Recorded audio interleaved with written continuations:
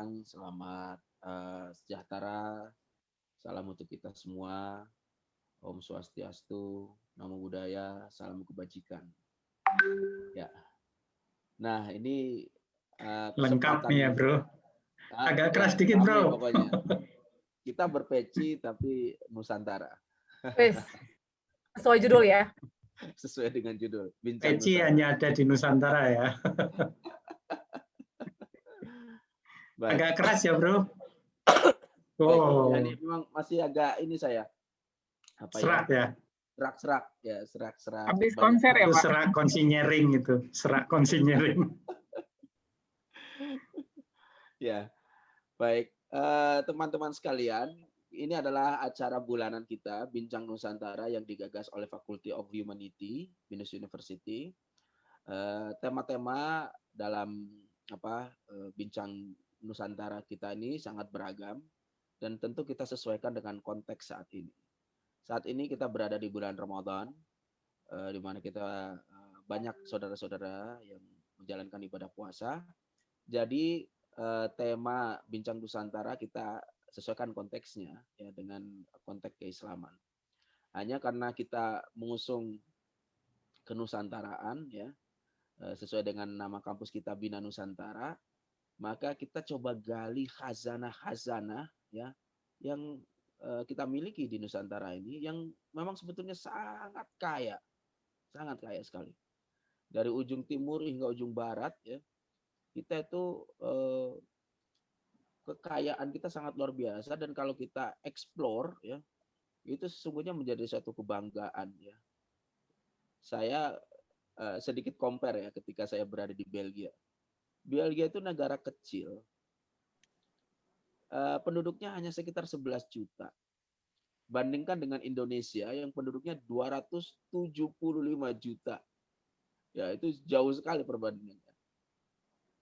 Kita ratusan bahasa, ada 700-an bahasa lebih lah. Belgia cuma ada 3 bahasa.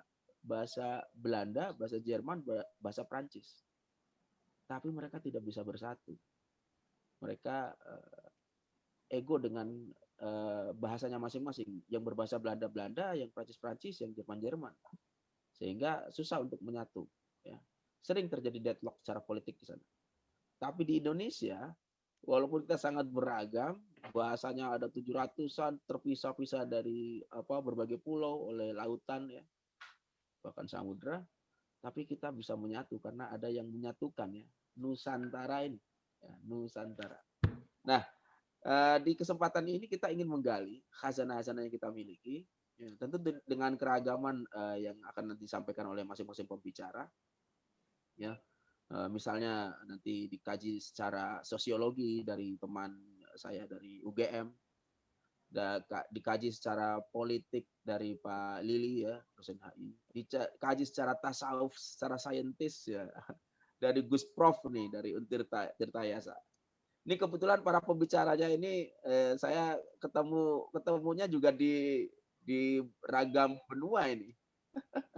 Di ragam negara nih. Saya ketemu Gus Pram ini ketika di Rusia di Moskow ya. Nggak nyangka rupanya kita satu mazhab ya. Saya ketua PCNU Belgia, Gus Pram ini ketua PCNU Rusia, Federasi Rusia. Beliau sekarang dosen di Tirtayasa ya. Nanti sebelum berbagi beliau akan ceritakan tentang dirinya masing-masing. Kemudian ada kawan juga dari UGM yang juga ada. Saya ketemu beliau ketika di Belgia juga. Ya, untuk mengawali ini tentu ada baiknya dan kita memang meminta kepada Ibu Dekan, Ibu Elisa untuk menyampaikan sambutan atas nama Dekan di Humaniora ya, di kampus Humaniora Binus University. Kepada Bu Dekan kami persilakan. Baik Pak Nanang, terima kasih banyak untuk kesempatannya Pak Nanang. Bapak Ibu, selamat siang, salam sejahtera untuk kita semua. Semoga semua dalam keadaan sehat walafiat, terutama untuk saudara-saudara, rekan-rekan yang saat ini sedang menjalankan ibadah puasa. Harapannya tetap lancar ya Bapak Ibu ya, yang sedang menjalankan ibadah puasa. Mungkin saya ingin menyambut dulu para pembicara hari ini, selain ada Pak Nanang sebagai moderator, di sini juga sudah ada Pak Lili ya, Pak Lili, dan saya lihat di sini sudah hadir Pak Hakimul Ikhwan, dan juga pembicara berikutnya itu adalah Bapak Dr. Insinyur Agus Pramono, yang mungkin nanti sambil diskusi hari ini bisa berkenalan juga ya Bapak-Bapak. Senang sekali di kesempatan yang baik siang ini kita sampai pada sesi ke berapa ya Pak Dedi ya? Sesi ketiga ya di tahun ini ya. Keberapa Pak Dedi? Keempat ya. Keempat di tahun ini untuk kegiatan yang kita inisiasi dengan nama Bincang Nusantara gitu ya. Mungkin tadi Pak Nanang sudah menyampaikan sedikit gitu ya, filosofis gitu ya, kenapa Pak Nanang hari ini pakai peci gitu ya. Kenapa namanya Nusantara gitu ya. Tapi kalau melihat judul dari sesi keempat di hari ini, kalau saya nggak salah, saya lihat contekan ya, mengenal berbagai kekayaan, tradisi, puasa, dan lebaran. Rasanya pasti kita semua, saya pribadi juga ya, terlebih saya pribadi juga ingin tahu lebih nih ya, ingin lebih tahu gitu ya, sebenarnya bagaimana sih kekayaan tradisi puasa dan lebaran. Jangan-jangan ada banyak hal yang saya belum tahu gitu ya Pak Dedi ya, yang cuma taunya kalau bulan puasa itu yang excited bukan cuma teman-teman muslim, tapi bagi saya pribadi saya juga excited sih, excited buat jajannya ya Pak Dedi ya, buat ikutan gitu ya, dalam suasana hiruk pikuk kegembiraan gitu ya di bulan ya. Puasa nggak puasa ikut buka puasa gitu ya, takjil. Ikut buka puasa gitu ya. Teman-teman kalau dulu kita masih 100%, maksudnya belum pandemi gitu ya, teman-teman pada beli takjil gitu ya, Pak Nanang ya. Jam 5, setengah 5 ada pada beli takjil, rasanya ya non-muslim juga ikutan beli takjil ya sih. Kalau saya lihat seperti itu ya. Jadi euforianya seperti itu ya Bapak Ibu ya.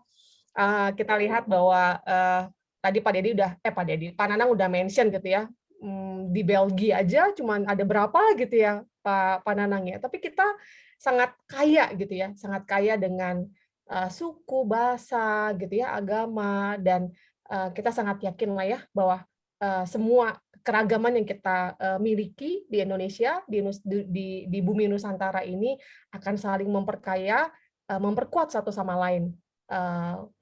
Kalau di humaniora sendiri gitu ya, kita sudah menjadikan tradisi gitu ya, Pak Dedi ya, Pak Nanang, Bapak Ibu yang lain gitu ya. Kalau bulan puasa gitu ya, teman-teman yang tidak berpuasa atau teman-teman yang non-muslim yang menyiapkan untuk teman-teman yang berpuasa.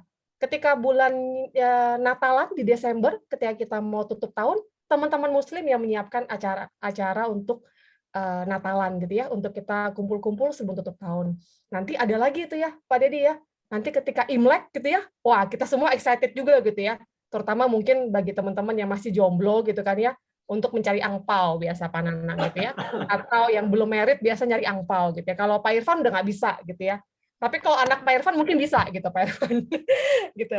Ya, jadi saya rasa mungkin topik hari ini sangat menarik gitu ya, memperkaya hasanah pengetahuan kita juga. Mudah-mudahan diskusi hari ini bisa bermanfaat untuk kita semua ya, Bapak Ibu ya. Saya tidak berpanjang lebar. Kalau berpanjang lebar nanti saya jadi ngelenong di sini sama Pak Dedi, Pak Nanang bahaya. Jadi saya kembalikan ke Pak Dedi supaya bisa dimulai. Pak Dedi, Pak Nanang maksudnya. Silakan Pak Nanang. Terima kasih banyak Bapak Ibu. Selamat siang. Mumpung masih waras, mending segera diakhiri ya. Oh iya.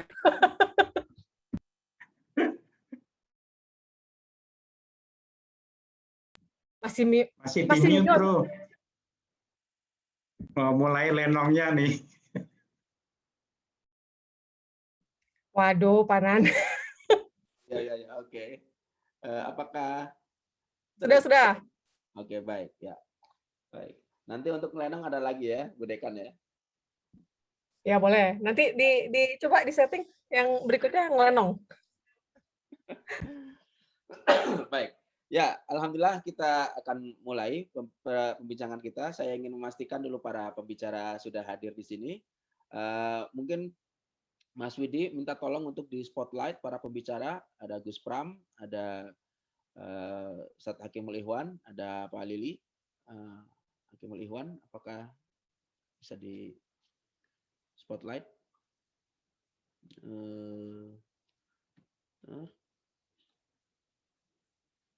Hakimul Ikhwan.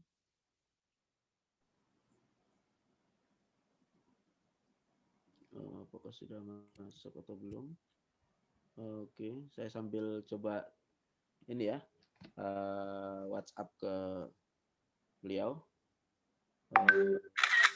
Ya, jadi hari ini kita akan membincang seperti yang sudah sama-sama tadi sudah kita dengarkan ya, akan membincang tentang bagaimana ragam khazanah yang kita miliki di Indonesia ya, tentang puasa, tentang Lebaran. Baik, ini sambil kita menunggu, kita akan mulai dulu dari Pak Lili, kemudian nanti lanjut dengan Gus Pram. Sebelum pemaparan, saya ingin sampaikan, Pak Lili sudah kita sama-sama ketahui ya, beliau adalah dosen di HI. Beliau juga sudah sangat mengelana kemana-mana ya, sudah bertahun-tahun di negeri jiran ya. Pengalaman beliau sudah sangat kaya ya, yang semoga kita bisa menyerap nih saat ini. Pak Lili akan mencoba menyoroti bagaimana khazanah Islam di Nusantara dikaitkan dengan aspek politik, karena beliau ini kan mengkaji ya tentang hubungan internasional. Silakan Pak Lili, boleh menyampaikan tentang mengenalkan diri Pak Lili sekilas dan kemudian memaparkan materinya. Oke, Assalamualaikum warahmatullahi wabarakatuh. Salam sejahtera, selamat siang semua. Salam sehat dan bahagia, kata Pak Rektor. Pertama-tama saya mengucapkan terima kasih ke Bu Dekan dan juga Pak Nanang sebagai moderator yang akhirnya kita bisa melaksanakan rutin. Suara saya jelas ya? Kok ada sedikit pantulan ini? Alhamdulillah jelas. Ya, oke. Ya betul, hari ini saya diminta untuk bicara tentang masalah ragam Islam di Nusantara, mengenal berbagai kekayaan tradisi puasa dan Lebaran. Saya juga nggak tahu kenapa saya ditunjuk ini. Seharusnya yang lebih sesuai itu orang sosiologis, ya, antropologi. Ada nanti dari UGM. Gitu. Tapi anyhow ya sharing saja, sebagaimana kita ketahui ya bahwa memang tatkala bulan Ramadan sampai saja semuanya sangat meriah, khususnya di Nusantara. Tapi nggak tahu berapa menit nih bro? Kita kan sampai jam 3 nih. Jam 3 nanti, sebelum jam 3 sudah ada sesi penutupan, pemberian sertifikat. Ya kira-kira 20 menit ya. 20 menit ya. Ini nanti kemudian ada sesi tanya jawab. Karena masing-masing kalau 20 menit. Kalau sudah bicara pengalaman tanpa ada bodes ini bisa kemana-mana ini. Alright, oke, 20 menit. Mudah-mudahan saya selesai 19 menit. Bicara tentang masalah Islam di Nusantara, saya membawa dulu kesamaan perspektif Nusantara itu sendiri ya. Karena pengalaman saya, yang namanya Nusantara itu bukan Indonesia saja. Orang-orang luar itu melakukan Nusantara itu hampir Asia Tenggara. Karena makna Nusantara itu kan sebetulnya antara pulau-pulau ya. Dan antara pulau itu bukan hanya di Indonesia saja. Tapi tatkala kita bicara Nusantara di Indonesia, khususnya daerah Pak Soeharto ya, Nusantara itu sudah terlimitasi dengan nation state-nya, yaitu antara pulau di negara yang namanya Republik Indonesia gitu kan. Disitulah saya kira yang harus kita pahami. Tatkala kita ke Malaysia, ke Thailand, mereka juga khususnya Thailand Selatan ya, Filipina Selatan, mereka mengatakan bahwa mereka juga sebagian dari Nusantara gitu loh. Kenapa? Karena mereka mempunyai pulau-pulau juga dan dia terhubungkan dengan pulau-pulau yang lain. Oleh karena itu, takrif definisi Nusantara itu sangat beragam. Nah, kita batasi dulu nih, mau secara regional ataupun secara nasional. Kalau nasional memang di era SBY, Soeharto juga sudah didefinisikan Nusantara itulah Indonesia. Karena memang terdiri dari nusa-nusa ya. Dan di Thailand, Filipina, sampai ke Kamboja, Vietnam ya, yang saya alhamdulillah sudah semuanya kunjungi, khususnya di Asia Tenggara, karena saya punya proyek dulu ASEAN Community yang saya mencari soul-nya, mencari jiwanya. Apa sih artinya ASEAN Community? Apa sih yang menjadikan ASEAN Identity itu? Kemudian saya mempelajari juga rumpunisme di Indonesia. Yang kenapa Soeharto dan sebelumnya Soekarno dan M. Yamin ya membawa Pancasila dan bisa menyatukan Indonesia. Ternyata saya temui di situ adalah keberbahagiaan, dan dalam keberbahagiaan itu ada kesatuan yang disebut dengan Bhinneka Tunggal Ika gitu.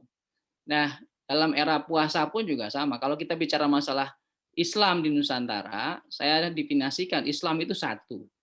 Baik di Timur Tengah, di Indonesia, dimanapun Islam itu satu. Gitu. Hanya saja dalam praktiknya, karena Islam juga mengakui adat yang tidak bertentangan dengan syariah, maka diakomodasikan. Ya, bagaimana praktiknya? Contohnya peci hitam, gitu kan?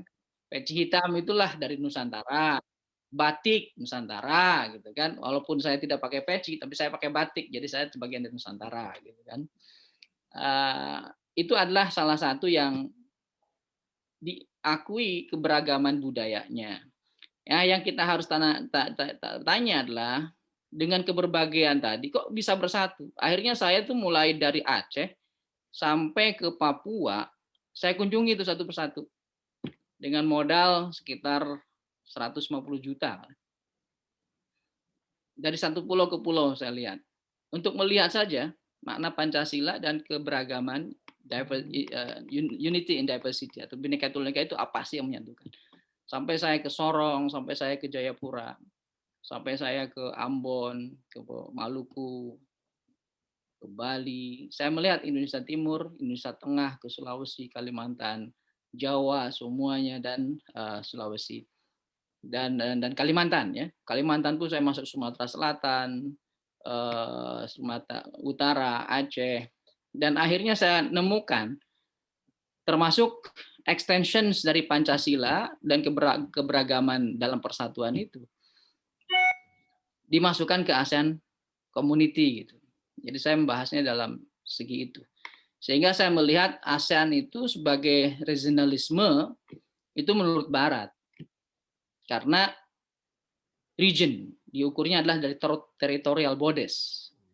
Kalau saya melihat ASEAN itu bukan aja hanya regionalisme yang dikatakan oleh teori-teori Barat. Tapi teori kita dari ingenious perspektif bisa melihatkan bahwa Nusantara itu adalah, ataupun ASEAN itu adalah bentuk rumpun Asia Tenggara. Ya. So makanya dalam penulisan saya banyak menulis masalah ASEAN rumpunism. Rumpunisme ASEAN yang mempunyai kekhasan, tidak seperti regional organization yang lain di EU, di Middle East, di Afrika, di Amerika, tapi dia mempunyai prinsip yang disebut dengan Bhinneka Tunggal Ika ataupun Unity and Diversity. Dan saya kaji itu. Ternyata salah satu yang saya share di sini adalah semuanya ada 7. Yang menyatukan Asia Tenggara, yang menyatukan Indonesia, yang menyatukan Nusantara itu ada 7. Salah satunya adalah faktor religiosity, faktor keagamaan. Dimanapun di Asia Tenggara, baik di Kamboja, di Laos, ya, ataupun di Indonesia, keagamaannya itu kuat.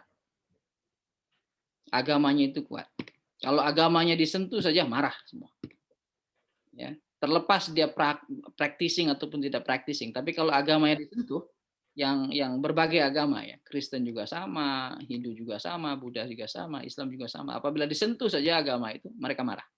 So religiosity itu sangat kuat dan itu menjadikan ruh kepada ASEAN Community gitu, menjadi soul-nya kepada Nusantara ini, baik itu di Indonesia ataupun di Asia Tenggara. Karena sama. Gitu.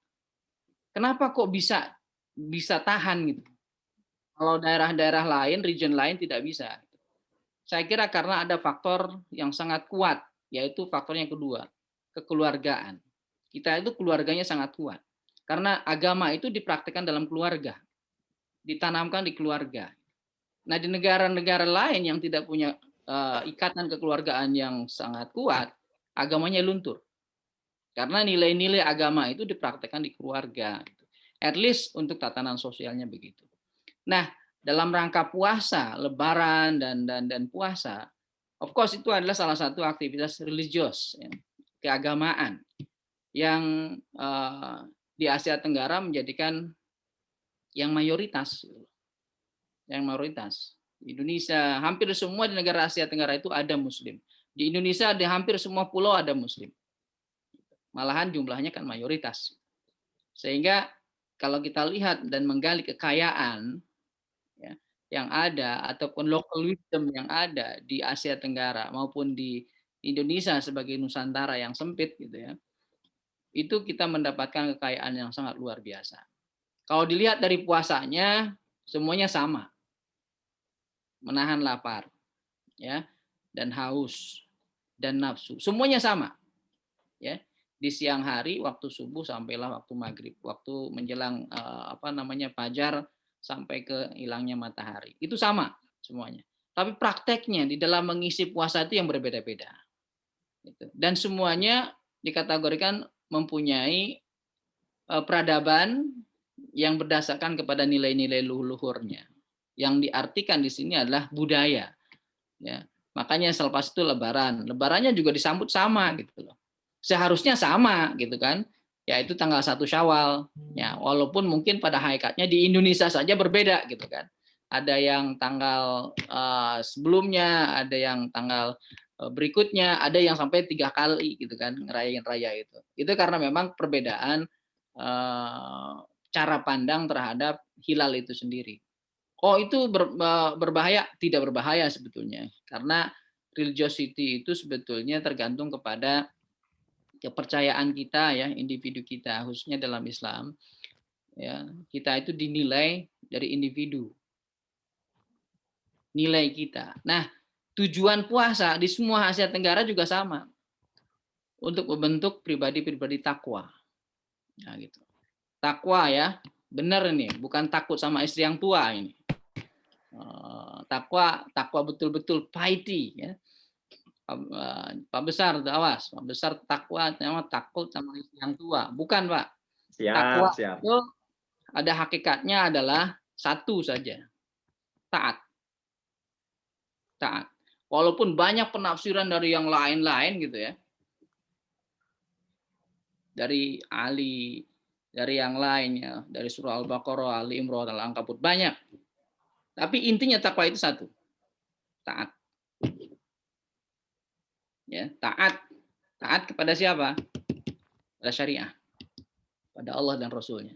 Itu sebetulnya. Ya. Oleh karena itu kalau kita lihat di semua di Asia Tenggara termasuk di Indonesia semuanya sama itu. Yang membedakannya adalah cara pengamalannya. Nah di situ. Walaupun memang ada yang harus kita pahami ya. Perbedaan-perbedaan yang ada itu bukan dalam bentuk fundamentalnya, tapi dalam furu'nya saja. Contoh lah, yang selalu kita lihat ya, perbedaan antara cara buka, ya, atau cara sahur.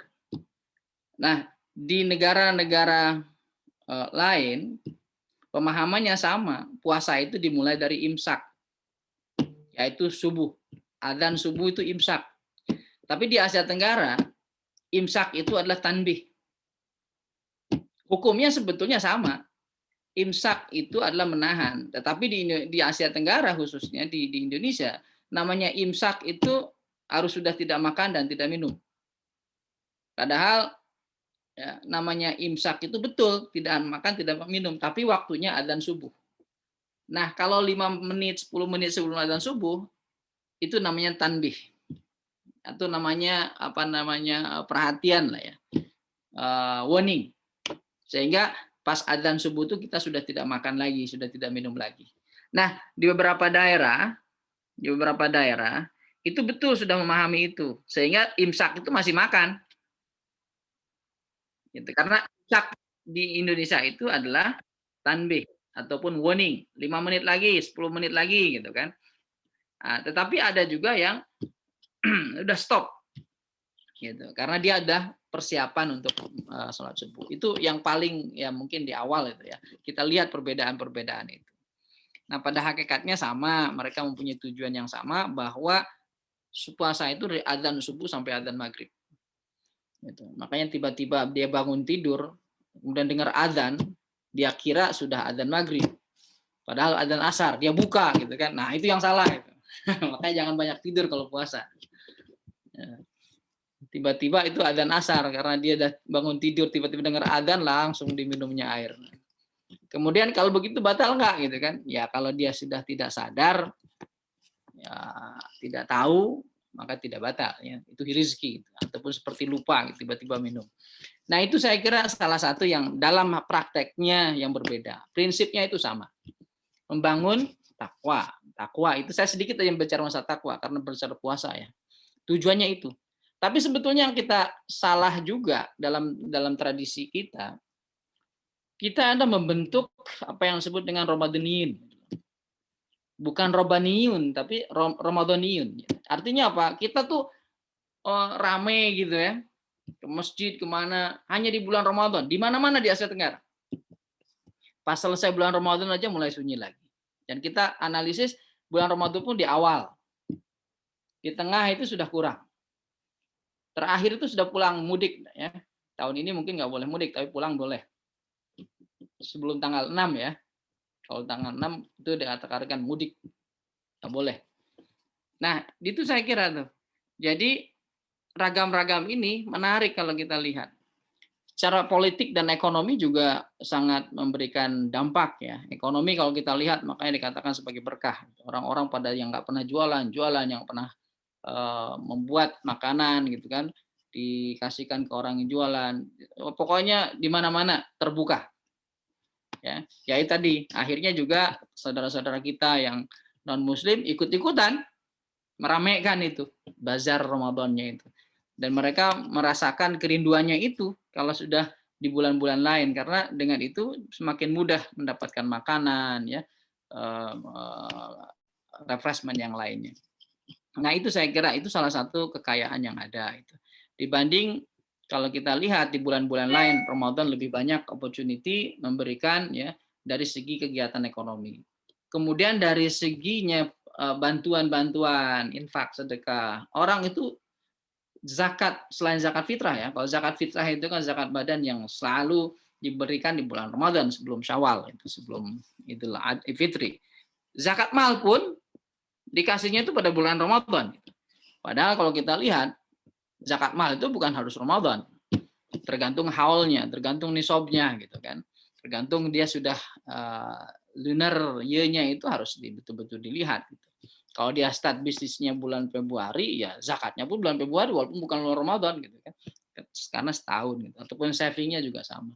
Dan ini adalah menjadikan satu kegiatan yang sangat melatih diri kita untuk lebih dermawan, untuk lebih baik ya, untuk mengasihani, merasakan orang-orang susah gitu. Sehingga betul-betul di sini adalah pengalaman yang luar biasa, bisa merasakan orang yang sudah tidak makan 1 hari 1 malam karena memang kekurangan makanan. Nah, dia bisa merasakan, dan dengan itu dia akhirnya dilatih untuk bisa memberi, jadi dermawan gitu.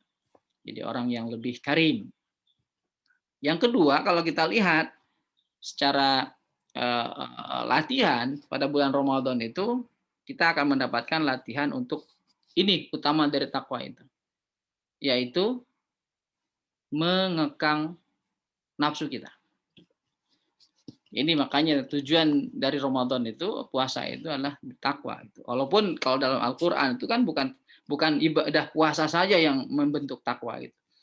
Ibadah-ibadah lain juga bentuk takwa. Dalam surah Al-Baqarah ayat 21 contoh. Ya Yuhanas, ubudu rabbakum alladzi khalaqakum walladzi min qablikum la'allakum tattaqun juga.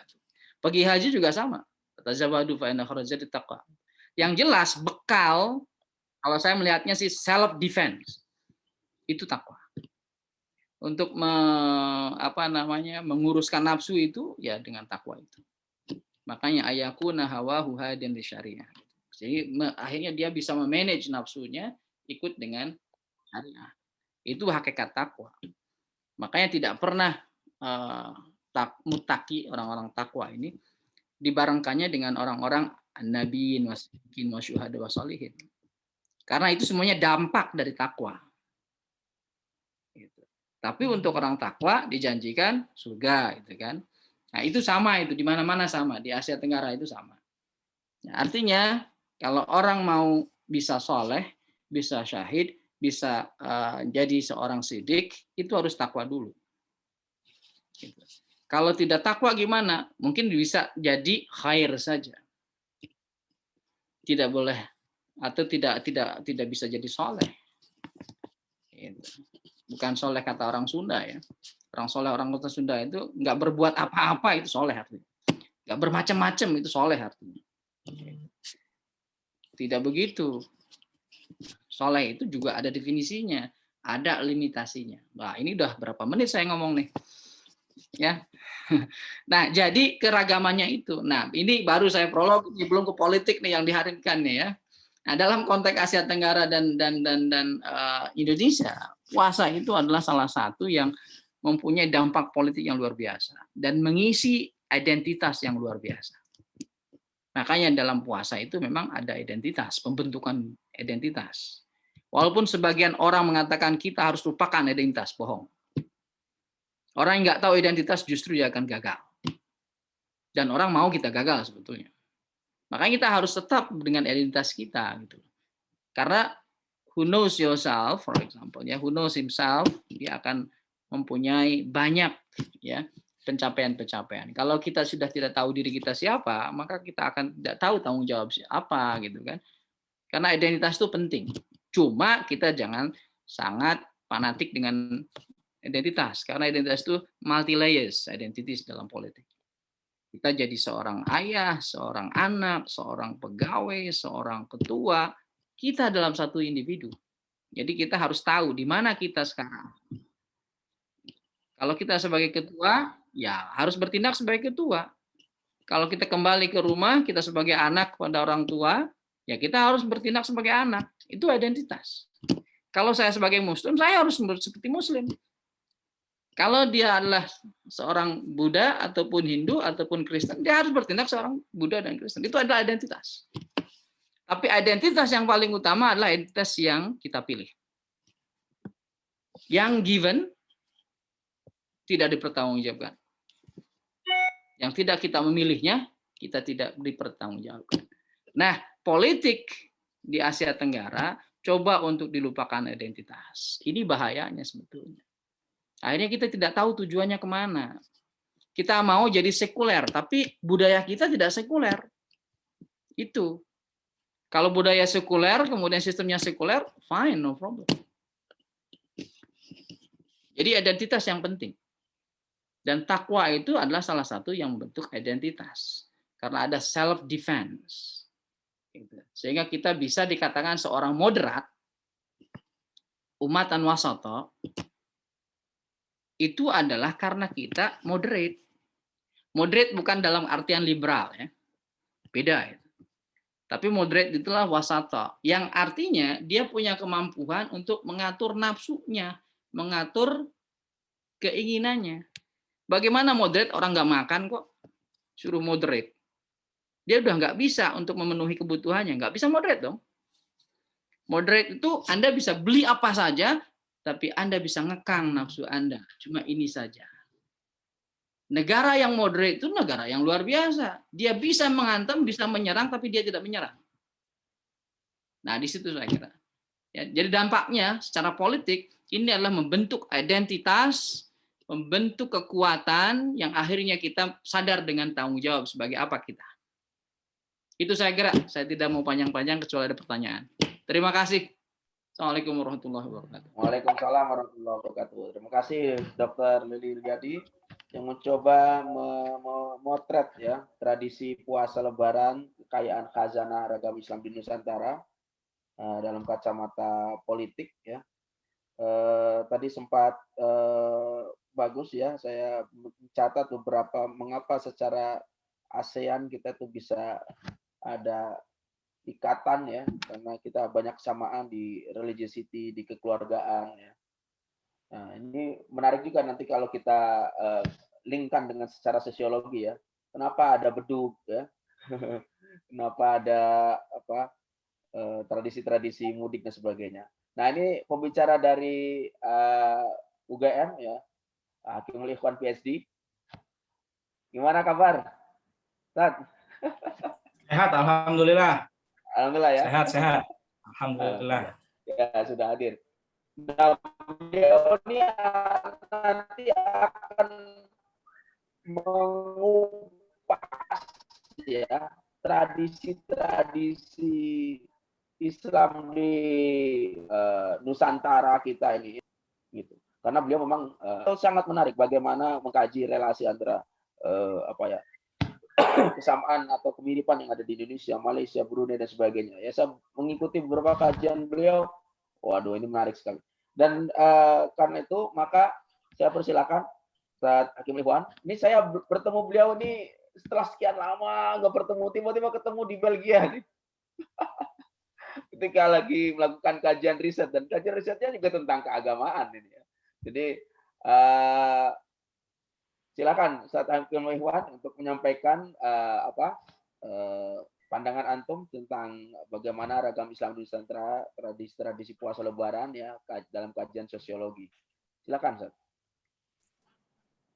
Ya, bismillahirrahmanirrahim. Assalamualaikum warahmatullahi wabarakatuh. Waalaikumsalam. Salam. Ya, terima kasih atas waktu yang diberikan. Pertama, salam takzim saya kepada Al-Mukarram Syekh Nanang Suprayogi. Muhammad jelas saja, maaf lupa nama Muhammad Nanang Suprayogi Al-Mukarram ya. Kemudian tadi ada Bapak Lili Yuliadi Armakin yang sudah mengawali. Salam takzim, salam hormat saya kepada pihak fakultas, pengurus fakultas, dekanat, pengurus program studi, Bapak Ibu dosen, semua warga sivitas akademika ya dari BINUS University, khususnya ini adalah Fakultas Humanities ya. Salam hormat saya untuk Bapak Ibu semuanya. Saya pertama background-nya ini dari UGM ya, Syekh Nanang ini karena UGM itu masih menjadi kampus nasional gitu. Sebagian orang malah menyebutnya kampus sekuler gitu. Jadi saya kira penyampaian saya nanti kira-kira jangan sampai melampaui atau melebihi pertama Pak Dr. Lili tadi dan juga Pak Syekh Nanang ya. Jadi makomnya untuk yang agama-agama nanti biar beliau gitu ya. Saya ingin turut berbagi dalam tema kita mengkaji kekayaan Islam Nusantara. Tapi tadi sepertinya Pak Dr. Lili sudah mengawali tentang kekayaan Islam, bahkan tidak hanya Nusantara. Nusantara yang beliau pahami sepertinya memang melampaui Indonesia hari ini gitu ya. Nah, memang penjelajahan beliau yang sudah melampaui banyak negara di Asia Tenggara. Nah, saya ingin mulai dari yang ringan-ringan saja. Ini kebetulan memang kita bulan puasa gitu ya. Saya ingin mulai dari yang kita harapkan segera kita temukan, yaitu makanan gitu ya, minuman. Jadi saya akan mulai perbincangan kita ini dari yang ringan-ringan saja. Ya, saya itu kalau keliling ya di Indonesia ini, saya paling suka sebenarnya perjalanan darat. Dan dinas luar kota itu paling saya nikmati itu adalah kulinernya. Ya, makanannya.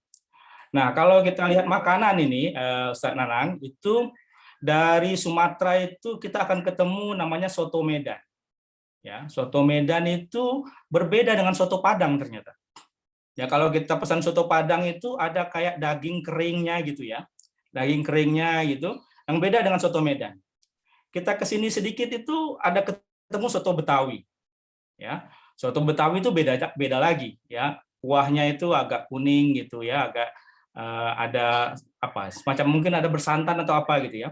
Semakin ke tengah, Jawa Tengah kita ketemu dengan soto Kudus ya. Soto yang bagi saya itu nggak cukup satu mangkok karena kecil sekali gitu soto Kudus itu. Saya lebih suka soto Lamongan karena porsinya agak gede gitu, isinya macam-macam gitu. Tapi ke sana sedikit kita ketemu soto Madura. Biasanya ada potongan telurnya sedikit biasanya, seperempat itu biasanya. Nah, itu soto ya. Soto itu ternyata kita menyebutnya sama-sama soto semuanya. Tapi ternyata isinya itu beda-beda. Nggak tahu bagaimana kita bisa bersepakat bahwa itu soto. orang Padang itu nggak bisa mengklaim bahwa soto itu harus seperti yang di Padang, kan? Nggak bisa, karena orang Kudus akan marah, gitu. Orang Lamongan akan ngamuk, gitu. Nah, sampai ke Makassar, soto menjadi coto Makassar, kan gitu. Nah, itu juga sama dengan kalau saya di Jogja ini kan terkenal dengan gudeg, ya. Saya juga baru tahu itu, Sananang, ternyata gudeg itu ada banyak macamnya. Secara umum orang menyebut ada gudeg Jogja, ada gudeg Solo. Jogja itu agak hitam, biasanya kering, manis gitu. Solo itu nggak terlalu manis, agak berkuah. Tapi kita menyebutnya sama-sama gudeg. Belum lagi dawet. Nah, ini kalau Ustaz Nanang ke Jawa Timur pasti tidak melupakan dawet jabung. Ya, dawet jabung itu suatu yang emas, itu harus diminum kalau Ustaz Nanang ke Jawa Timur. Karena dawet jabung itu hanya didapat di Jabung. Di Indramayu, di Banyumas beda itu dawetnya. Dawet Banyumas beda dengan Indramayu, beda juga dengan kampung saya di Sumatera sana. Dawetnya beda. Nah, semua kita menyebutnya itu adalah dawet. Nah, kira-kira ini saya memulai dari ilustrasi sederhana itu, maka perbincangan yang berat kita siang hari ini kalau kita bicara Islam gitu. Mungkin kalau kita lihat ya, itu ya tadi seperti katakan oleh Pak Lili tadi ya, bahwa ekspresinya macam-macam, ya. Dari ujung Medan sana, soto Medan segala macam beda-beda. Ya. Cara berislam dan prakteknya juga beda-beda. Kita bisa membedakan ya kalau kita keluar negeri ya, ngelihat orang tutup kepala gitu, nggak usah nanya gitu. Kira-kira di belakang kepala kita itu sudah punya asumsi, wah ini kayaknya orang Indonesia. Dari jilbabnya kita udah tahu nih kayaknya orang Indonesia. Ini Malaysia ini kayaknya jilbabnya bukan Indonesia. Oh ini Mesir ini kayaknya ini. Ya. Nah dari bajunya pun jubahnya itu ternyata saya juga baru tahu belakangan, oh ternyata yang Madinah, yang Yaman gitu, yang Mesir itu ternyata sekalipun sama-sama panjangnya gitu, tapi jahitannya itu beda. Nah, jadi sebenarnya kembali karena saya background-nya sosiologi ya. Jadi sebenarnya pada akhirnya apapun itu tidak bisa lepas dari ikatan konteks dan historisnya. Ya, pasti sesuatu itu ada sejarahnya, ya. Ada sejarahnya, ada konteks sosiologisnya, sehingga dawet Jabung itu berbeda dengan dawet Banyumas. Dawet Banjarnegara beda dengan dawet Indramayu, beda dengan dawet di Bengkulu di Padang sana. Beda. Karena ada konteks sosiologis dan historisnya. Ya. Di tempat saya, itu tempoyak, durian itu dijadikan tempoyak. Dan durian yang dijadikan tempoyak itu yang dijadikan makanan ya. Itu yang difragmentasikan, itu nggak bisa kalau durian yang reject ya, durian yang gagal, yang sudah asem gitu, yang nggak mateng dijadikan tempoyak itu nggak enak. Tempoyak itu enak kalau duriannya itu durian yang istimewa, yang mateng, yang bagus gitu. Nah di Jogja ini nggak mungkin orang Jogja itu bikin tempoyak karena terlalu istimewa. Durian yang manis, yang bagus kok difragmentasikan, kemudian dimasak itu terlalu mewah di sini. Ya. Nah, mengapa? Itu ada konteks sosiologis dan historisnya. Nah, jadi saya kira semua hal itu pada akhirnya kalau kita lihat ya, pada akhirnya saya ambil contoh misalnya ya, mengapa dalam mohon maaf ya Bapak Ibu mungkin kalau saya masuk ke tema tentang yang banyak dilakukan dalam Islam misalnya ya, saya itu sering berpikir begini, Ustaz Nanang, mengapa ya Isra Mi'raj itu ketika Nabi diperjalankan ke langit ke-7 itu, kenapa kok harus diperjalankan dulu ke Baitul Maqdis? Kenapa harus ke Yerusalem dulu, ke Palestina dulu? Kan Allah bisa memperjalankan langsung ke Sidratul Muntaha. Tapi kenapa harus ke Baitul Maqdis dulu? Nah, ternyata setelah saya coba merenung-renung gitu ya Mas Nanang ya, kalau langsung ke Sidratul Muntaha, orang nggak bisa memverifikasi benar nggak perjalanan itu, ya kan? Tapi kalau diperjalankan dulu ke Baitul Maqdis, maka ketika pagi Rasulullah itu menyatakan bahwa baru saja diperjalankan, maka orang-orang kafir Quraisy kan bertanya, coba Rasulullah kalau benar engkau ke sana, bentuk pintunya kayak gimana? Bentuk masjidnya seperti apa? Nah, itu. Mereka mencoba memverifikasi. Jadi sesuatu perjalanan yang super ya, yang luar biasa, yang suci, yang benar-benar kemahakuasaan Tuhan, itu pada akhirnya harus hadir di dalam konteks yang cara berpikir kita manusia ini, ya kan?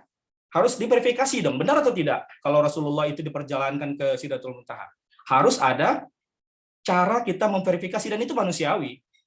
Nah, maka orang-orang kafir Quraisy yang sudah berdagang sampai ke Palestina, mereka tahu, oh iya ya betul.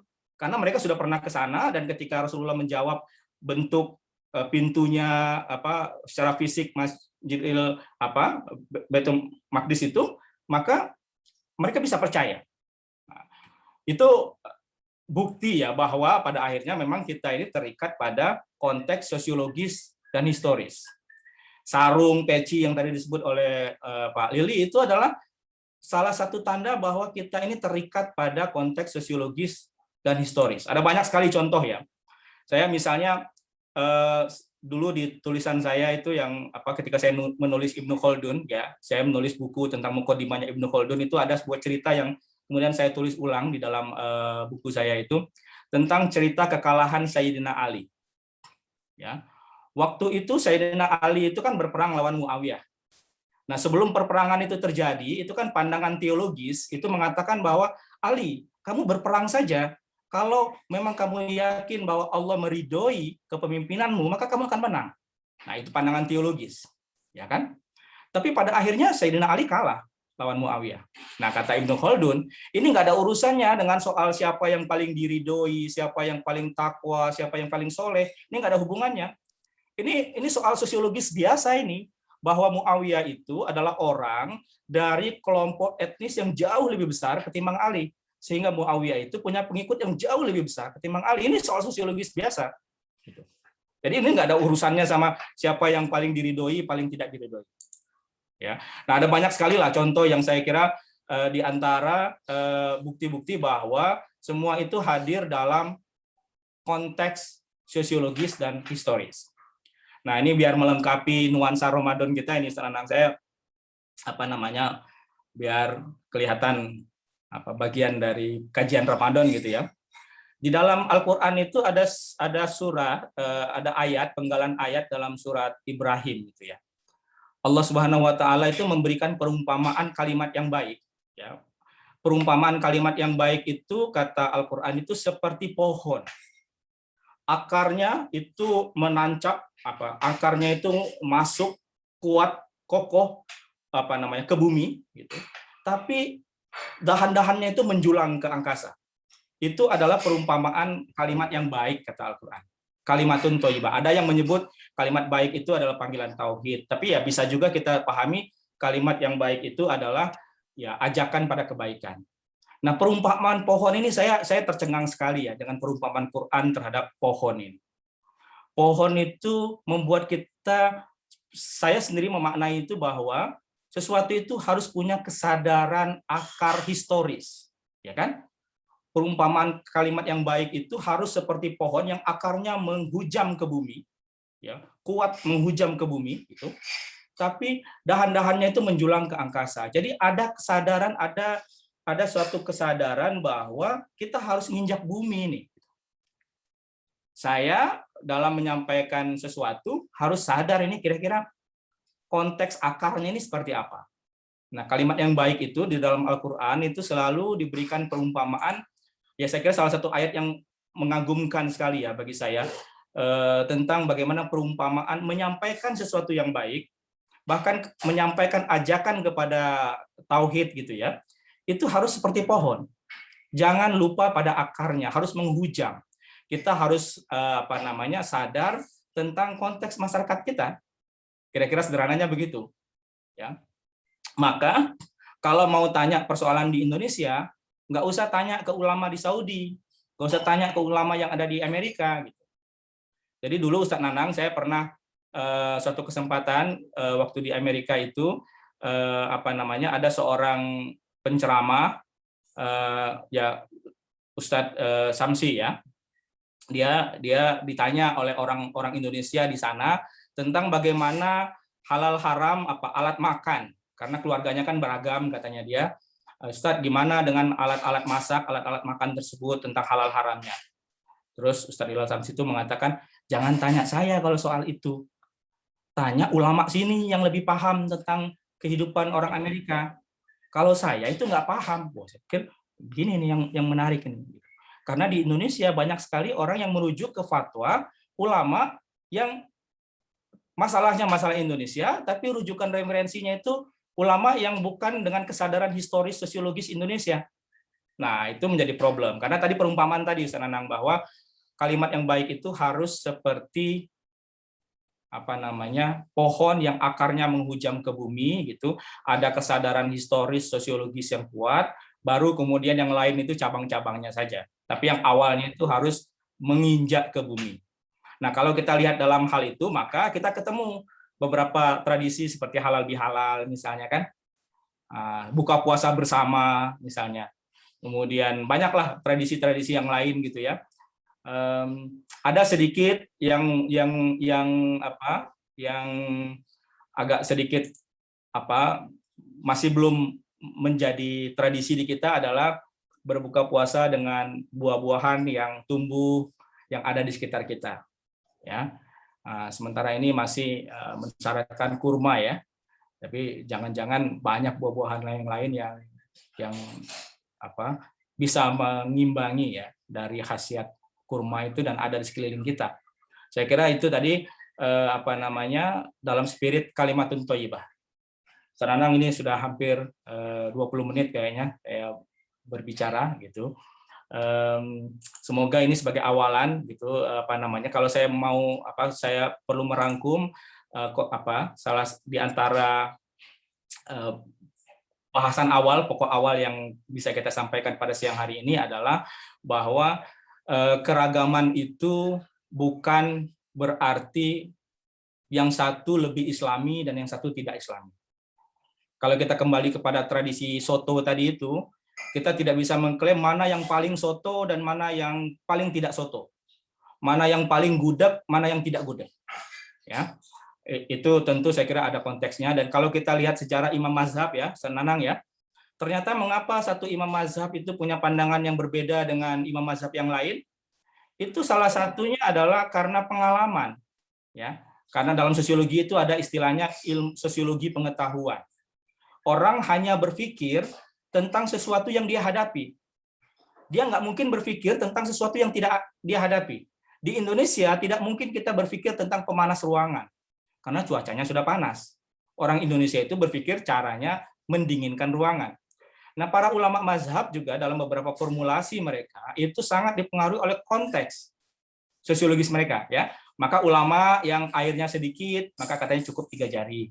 Yang airnya banyak maka harus mengusap sebagian kepala. Nah, itu adalah soal kesadaran konteks tadi itu. Nah, itu sudah dipraktekkan sebenarnya oleh ulama kita dulu.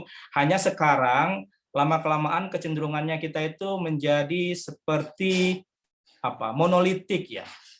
Udah seakan-akan udah selesai gitu, kita merujuk semakin tertutup.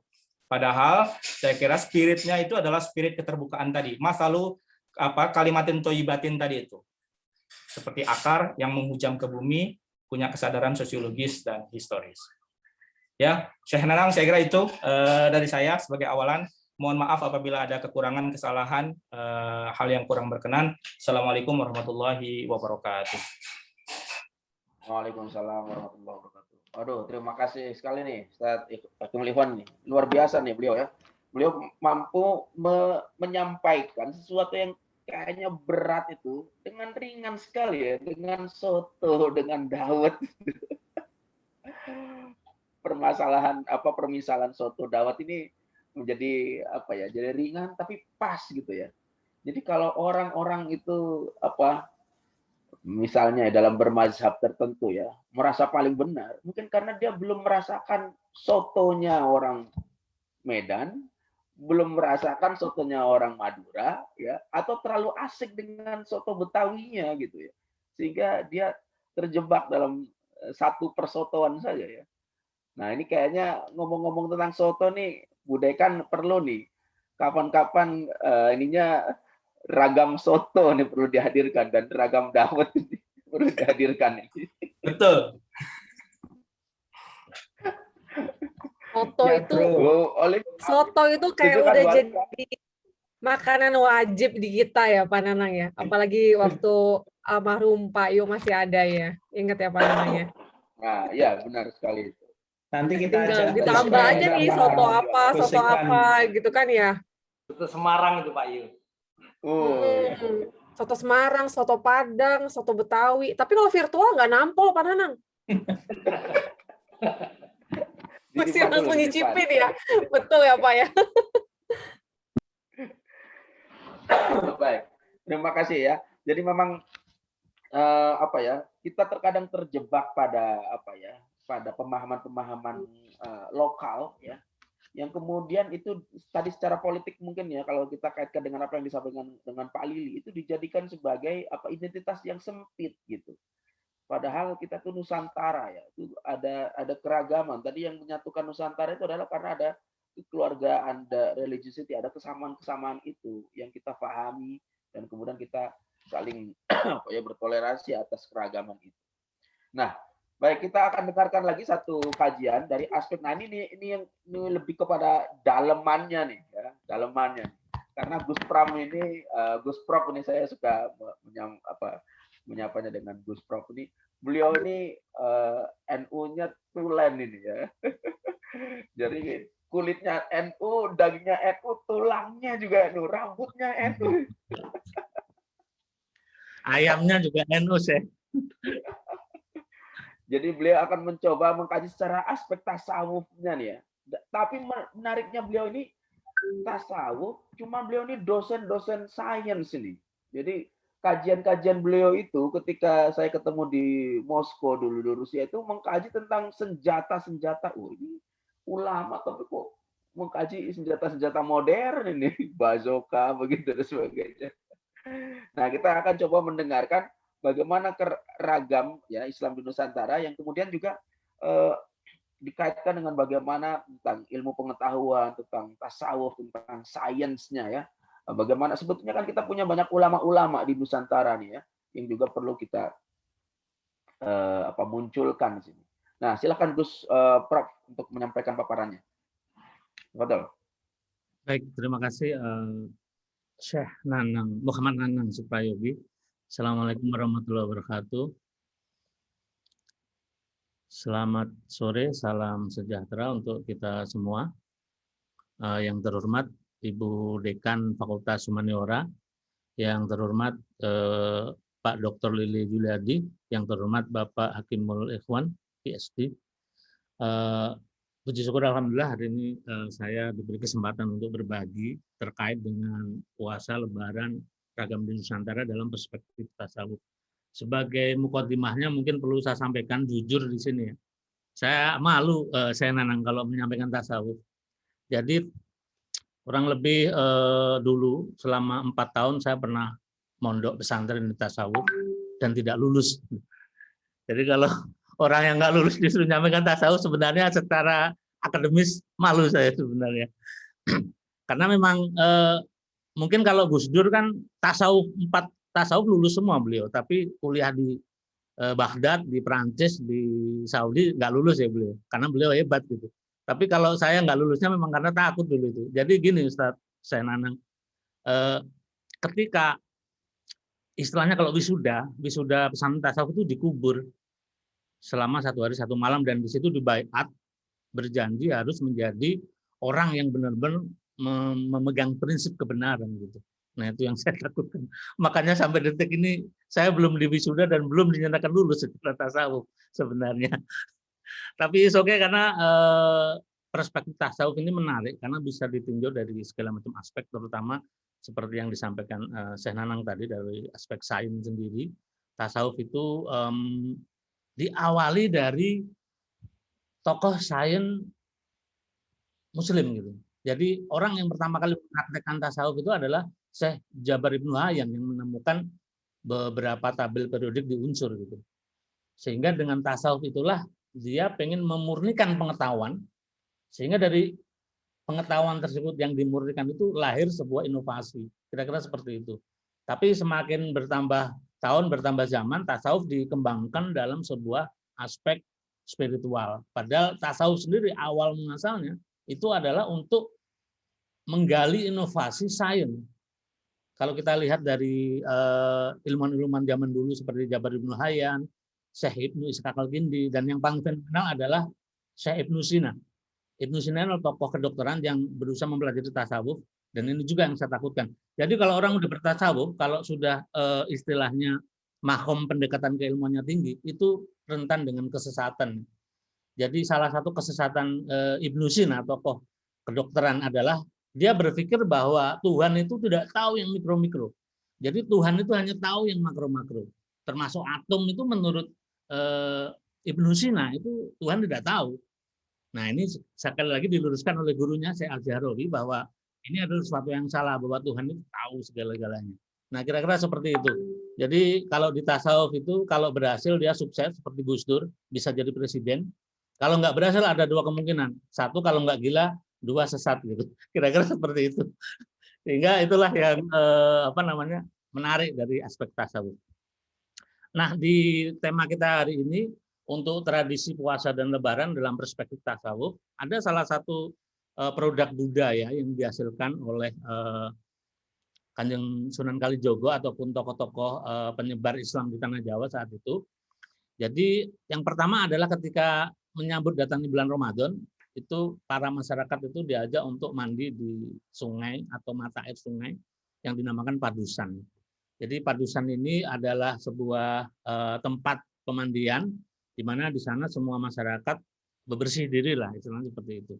Ini adalah warisan tradisi yang diinisiasi oleh masyarakat Jawa yang sumbernya adalah dari Raden Said atau Sunan Kalijogo. Nah, tradisi berikutnya adalah megengan. Jadi megengan ini khusus di Jawa Timur biasanya. Dan di tradisi megengan ini para masyarakat diajak berkumpul untuk sama-sama membawa makanan, dan itu dibagi kemudian ditukar-tukar gitu. Jadi untuk memperkuat silaturahim, masyarakat diajak untuk menukar isi makanan. Nah, ini sampai terakhir 2015 itu masih ada ya. Setelah itu dengan adanya teknologi media sosial kayaknya udah praktis berkurang, tereduksi hampir 90% lebih. Dan tradisi ini sudah nyaris tidak ada sepertinya di masyarakat Jawa Timur sana. Nah, Profesor Nur Sam sendiri sebagai tokoh yang membidangi masalah tradisi, beliau mendefinisikan bahwa megengan ini sebagai upacara keselamatan yang mana untuk menyambut bulan suci Ramadan. Dan ini tradisi yang dibangun oleh Sunan Kalijaga sebagai tokoh tasawuf di Jawa ya. Jadi beliau pengen memformulasikan bagaimana masyarakat itu gegap gembira. Jadi dibangunlah euforianya agar masyarakat itu bisa merasa benar-benar serius dalam menghadapi bulan Ramadan, kira-kira seperti itu. Nah, di Ba'da Lebaran itu biasanya nanti kita akan berhadapan dengan kupat. Nah, kupat itu sendiri juga sebenarnya formulasinya dari Kanjeng Sunan Kalijogo juga. Jadi beliau menamakan kupat itu kalau dalam istilah Jawanya adalah ngaku lepat atau menyadari kesalahannya. Jadi setelah Ramadan selesai, diharapkan masyarakat itu bisa menyadari kesalahannya dan saling memaafkan. Nah, ini ada cerita menarik dari esai yang ditulis oleh anak didik saya, murid saya yang kebetulan juga ikut di webinar ini. Jadi kupat itu ternyata bisa memberikan makna toleransi. Jadi tradisi Betawi yang dia jalankan dengan adanya kupat itu lingkungan tetangga itu sama-sama menikmati masakan tersebut. Nah, dari silaturahmi itulah guyup, artinya toleransi itu bisa dibangun dengan kebersamaan, dengan multikultur dan multiragam. Nah, ada lagi satu janur. Kalau janur ini sebenarnya pengembangan dari muridnya Sunan Kalijaga, yaitu Raden Umar Said atau putranya sendiri, lebih kenal dengan Sunan Muria. Jadi janur ini dinamakan janur itu secara etimologi adalah jatining nur. Jadi dalam pengertian kalau kita beribadah puasa penuh, maka diharapkan akan mendapatkan nur ilahi, kira-kira seperti itu. Menjadi orang yang fitri, menjadi orang yang bisa lebih baik lagi dari yang sebelumnya. Nah, ini perspektif tasawuf. Jadi di tasawuf itu ada 2 estafet, ada 2 step. Yang pertama adalah Ma'rifatul Nazriyah, pengetahuan teori. Jadi kalau kita berbicara tentang apa itu tasawuf, itu masih masuk dalam teori. Biasanya di tasawuf diperkuat dengan subbab seperti mantik, seperti ilmu balaghah atau irsyadul ibad atau ilmu-ilmu pembentukan akhlak yang lain. Nah, setelah itu khatam, maka meningkat ke al-ma'rifatun amaliyah, pengetahuan yang sudah diamalkan. Kalau biasanya di sini adalah bentuk-bentuk zikir ya, seperti jadi tergantung mursyidnya atau tergantung gurunya. Ada yang spesialis zikir tentang bersyukur, berarti itu orangnya nggak boleh ngejar dunia, biasanya harus menjalankan dunia sesuai dengan takdir yang dijalani gitu. Tapi kalau tasawuf yang beraliran sajiliyah itu orangnya harus kaya. Artinya zikirnya adalah zikir-zikir kaya seperti Quran surat An-Nur ataupun surat-surat dalam Al-Quran diamalkan untuk menjadi kaya.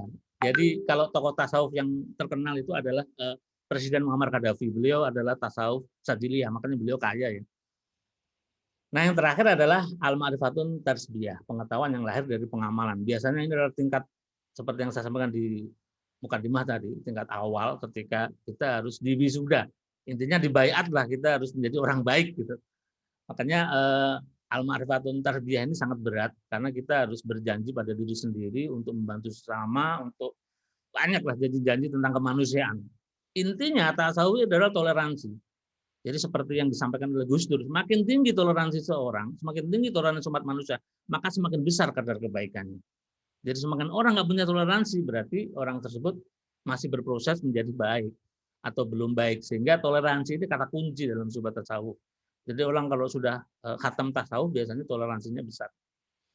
Nah, tasawuf sendiri itu pengamalnya atau yang menjalankan tasawuf dinamakan sufisme. Itu adalah bagaimana orang itu mensucikan jiwa, menjernihkan akhlak, membangun dohir secara batinnya. Dan tasawuf sendiri adalah metode untuk memperbaiki akhlak sebenarnya. Jadi awal muasalnya tasawuf itu sebenarnya adalah dari Syekh Ja'far As-Shadiq. Beliau adalah kunci dari guru tasawuf ya. Setelah itu dari perilaku beliau tentang keilmuan, tentang cara mengajar segala macam itu diformulasikan oleh Jabar Ibnu Hayyan sebagai tokoh pempraktek pertama ilmu tasawuf. Jadi tasawuf by Jabar Ibnu Hayyan itu diimplementasikan untuk merumuskan sebuah ilmu pengetahuan sebenarnya. Makanya di Imam Al-Ghazali dinyatakan buah daripada ilmu itu akhlak. Di Ihya Ulumuddin itu maksudnya adalah terjemahan atau implementasi dari tasawufnya Jabar Ibnu Hayyan. Jadi orang yang sudah berilmu pasti memiliki akhlak. Orang yang tidak berilmu pasti tidak memiliki akhlak. Itu adalah sebuah term yang ada dalam perspektif tasawuf jika dia mau berilmu.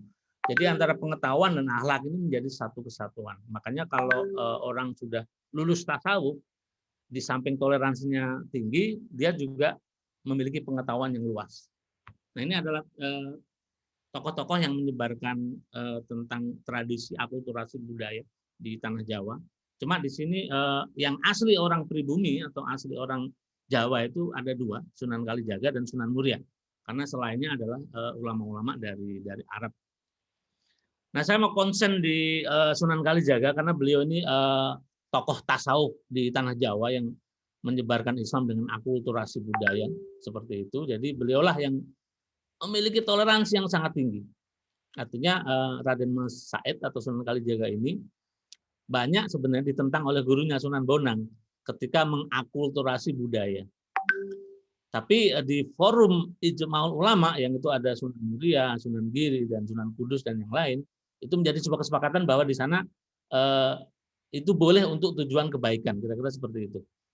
Nah, megengan sendiri itu dirumuskan oleh Sunan Kalijaga. Megengan ini adalah dalam sebuah artinya menahan atau memenahan hawa nafsu, itu adalah puasa. Makanya di acara megengan harus ada apem ya, bahasa apem itu dari kata afum atau meminta maaf.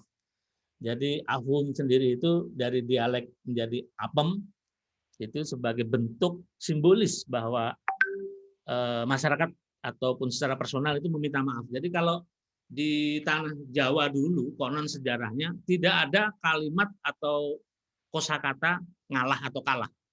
Makanya Sunan Kalijaga itu memasukkan kata ngalah itu dari sifat Tuhan atau Allah. Ngalah itu artinya kembali menuju Allah gitu, kira-kira begitu. Nah, inilah hebatnya Sunan Kalijaga. Ketika memasukkan kata ngalah, orang Jawa ini kesombongannya jadi turun. Jadi sudah, nah makanya secara dohir kalau dia tidak mau memakai kesalahan, dia harus bikin apem tadi. Jadi kalau ada tetangga bertikai, bikin apem berarti salah satu dari tetangga itu mengalah, akhirnya menjadi rukun kembali, kira-kira seperti itu.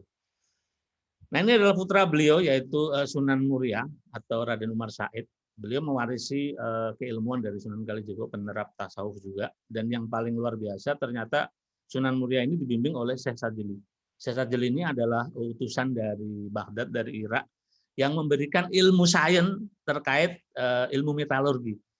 Jadi ilmu metalurgi itu pertama kali dibuat adalah ilmu untuk membuat senjata seperti pedang, keris, tombak, dan segala macam. Dan di sini kita bisa lihat tradisi-tradisi persenjataan Jawa ya. Di sana dari proses pembuatan pandai besi, ada baju perang dan segala macam. Ini adalah bukti relief Candi Sukuh yang menunjukkan keberadaan pandai besi. Jadi di sini adalah seorang pandai besi yang sedang mengerjakan atau membuat peralatan-peralatan untuk pedang, keris, tombak, dan segala macam. Nah, menurut Cyril Smith, itu ternyata kekayaan Nusantara, terutama di tanah Jawa, itu luar biasa. Karena pada pertengahan abad 12-13, itu ternyata tanah Jawa itu sudah mampu mengekspor peralatan senjata ke Jepang. Itu dibenarkan oleh Poda Obunawa, catatan Poda Obunawa yang disahihkan dalam sebuah ada semacam transaksi jual beli. Ternyata tanah Jawa ini sudah mampu mengekspor senjata, baik itu meriam, bedil, senjata perahu yang konon teknologinya lebih canggih dari yang punya Portugal. Dan ini luar biasa. Ternyata itu adalah akulturasi ataupun perpaduan budaya yang dibawa oleh Syekh Sajili dan dikembangkan oleh tokoh-tokoh metalurgi yang ada di tanah Jawa. Nah, kalau kita flashback ke belakang, tokohnya adalah Salman Al-Farisi dengan Khabbab bin Ard, itu membuat senjata pedang, membuat manjanik, dan ini pedang yang paling fundamental adalah pedang Damascus Sword. Ternyata di situ ada terindikasi teknologi nanonya, dan pedang Damascus Sword ini diindikasi oleh pedang Zulfikar, pedangnya Sayyidina Ali. Jadi kira-kira masyarakat Panjalu ini menurut catatan Insinyur Suhampir ya, beliau konsen di sejarah. Jadi waktu Sayyidina Ali itu ternyata sudah terjadi transformasi teknologi, yaitu pengiriman proses pembuatan senjata tadi. Nah, kira-kira terakhir itu adalah catatan Donald Hill yang menyatakan bahwa Jabar Ibnu Hayyan ini adalah tokoh pertama kali yang memurnikan logam. Jadi hasil dari tasawuf, hasil dari puasa itu adalah salah satunya itu. Jadi kira-kira temannya Jabar Ibnu Hayyan ini kalau orang mau bereksperimen, dia harus baik dulu. Hatinya harus bersih, perilakunya harus akhlakul karimah, sehingga Tuhan itu bisa mendorong dia untuk mendapatkan sebuah inovasi. Dan di teori yang sangat fenomenal, di mukaddimahnya Jabar Ibnu Hayyan di kitab Alkimia, beliau menuliskan bahwa pengetahuan itu lahir dari panca indera. Setelah itu dari tangan timbullah sebuah kesalahan, dari kesalahan itulah muncul sebuah pengetahuan. Kira-kira narasinya seperti itu. Nah, di sini juga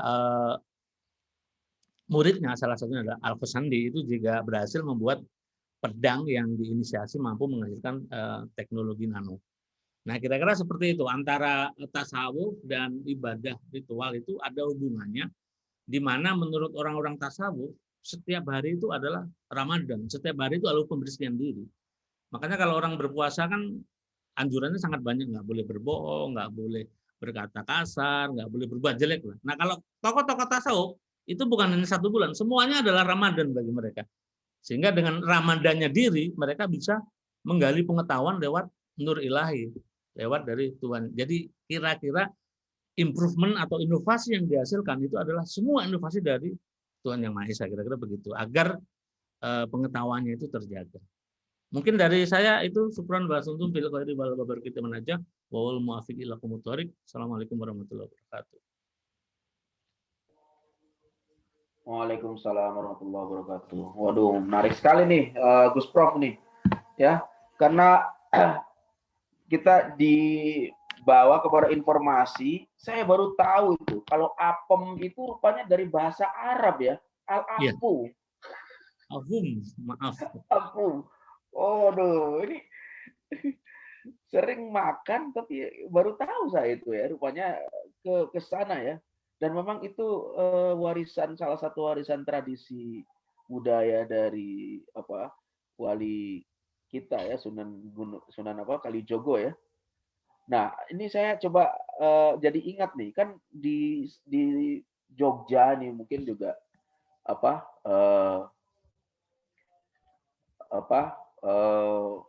Ustadz Akimul Ikhwan yang masih di Jogja, ini kan ada tradisi sekaten ya, tradisi sekatenan gitu, tradisi yang masih sangat kental nuansa Islam. Dan sekaten itu kan kalau tidak salah berasal dari bahasa Arab ya, syahadatain ya, sekaten gitu ya.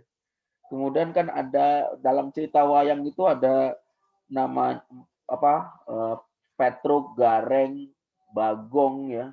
Itu apakah benar itu memang Petruk itu, Gareng dan Bagong itu dari bahasa Arab gitu? Petruk itu fatruk gitu. Fatrukil Bagong itu bagyu, keburukan, maka tinggalkanlah fatrukil bag ya. Maka tinggalkanlah keburukan. Terus semar itu wasyamir, dan sing-singkan dengan bajumu ya untuk bekerja gitu. Baik, nah ini hal-hal baru yang saya baru dapatkan tadi, misalnya ngalah rupanya sebuah kajian tasawuf yang luar biasa, kalau karena ngalah itu berarti kembali kepada Allah ya, sehingga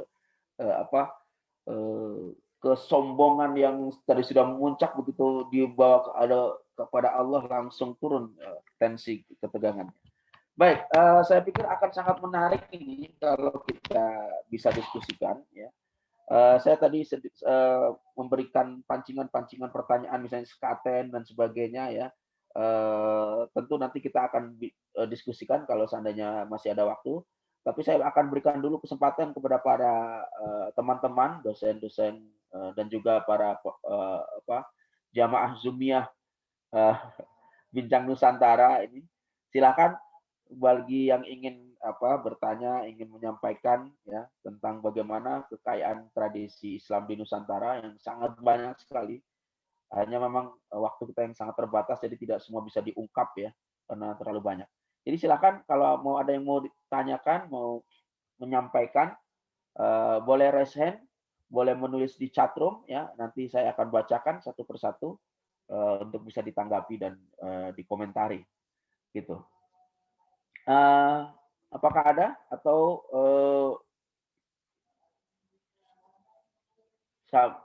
sambil menunggu ada yang mau bertanya, saya mau inikan dulu ya.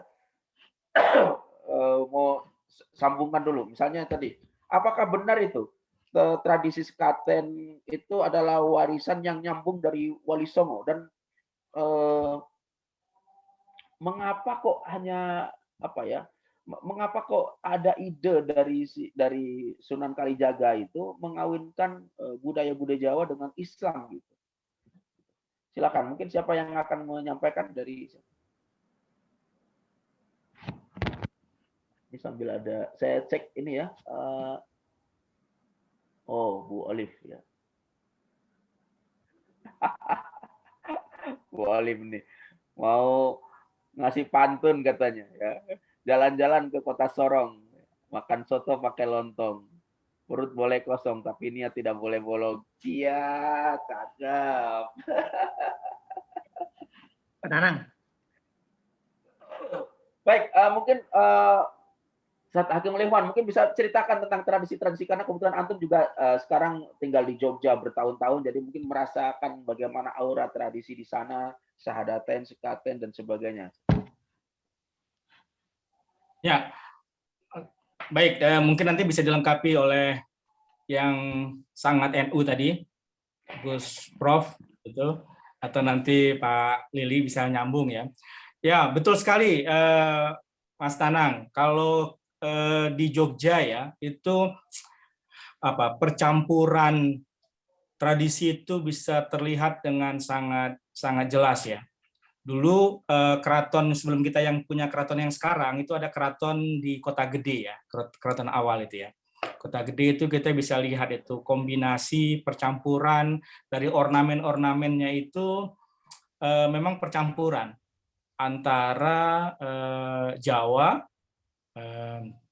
Islam itu ya, apa namanya, dan yang sudah ada sebelumnya ya, tradisi-tradisi dalam keraton Jogja yang apa namanya, dari artefak bangunannya gitu, ada nuansa-nuansa ornamen apa tradisional apa keratonnya, kemudian masuk ada nuansa Islamnya gitu.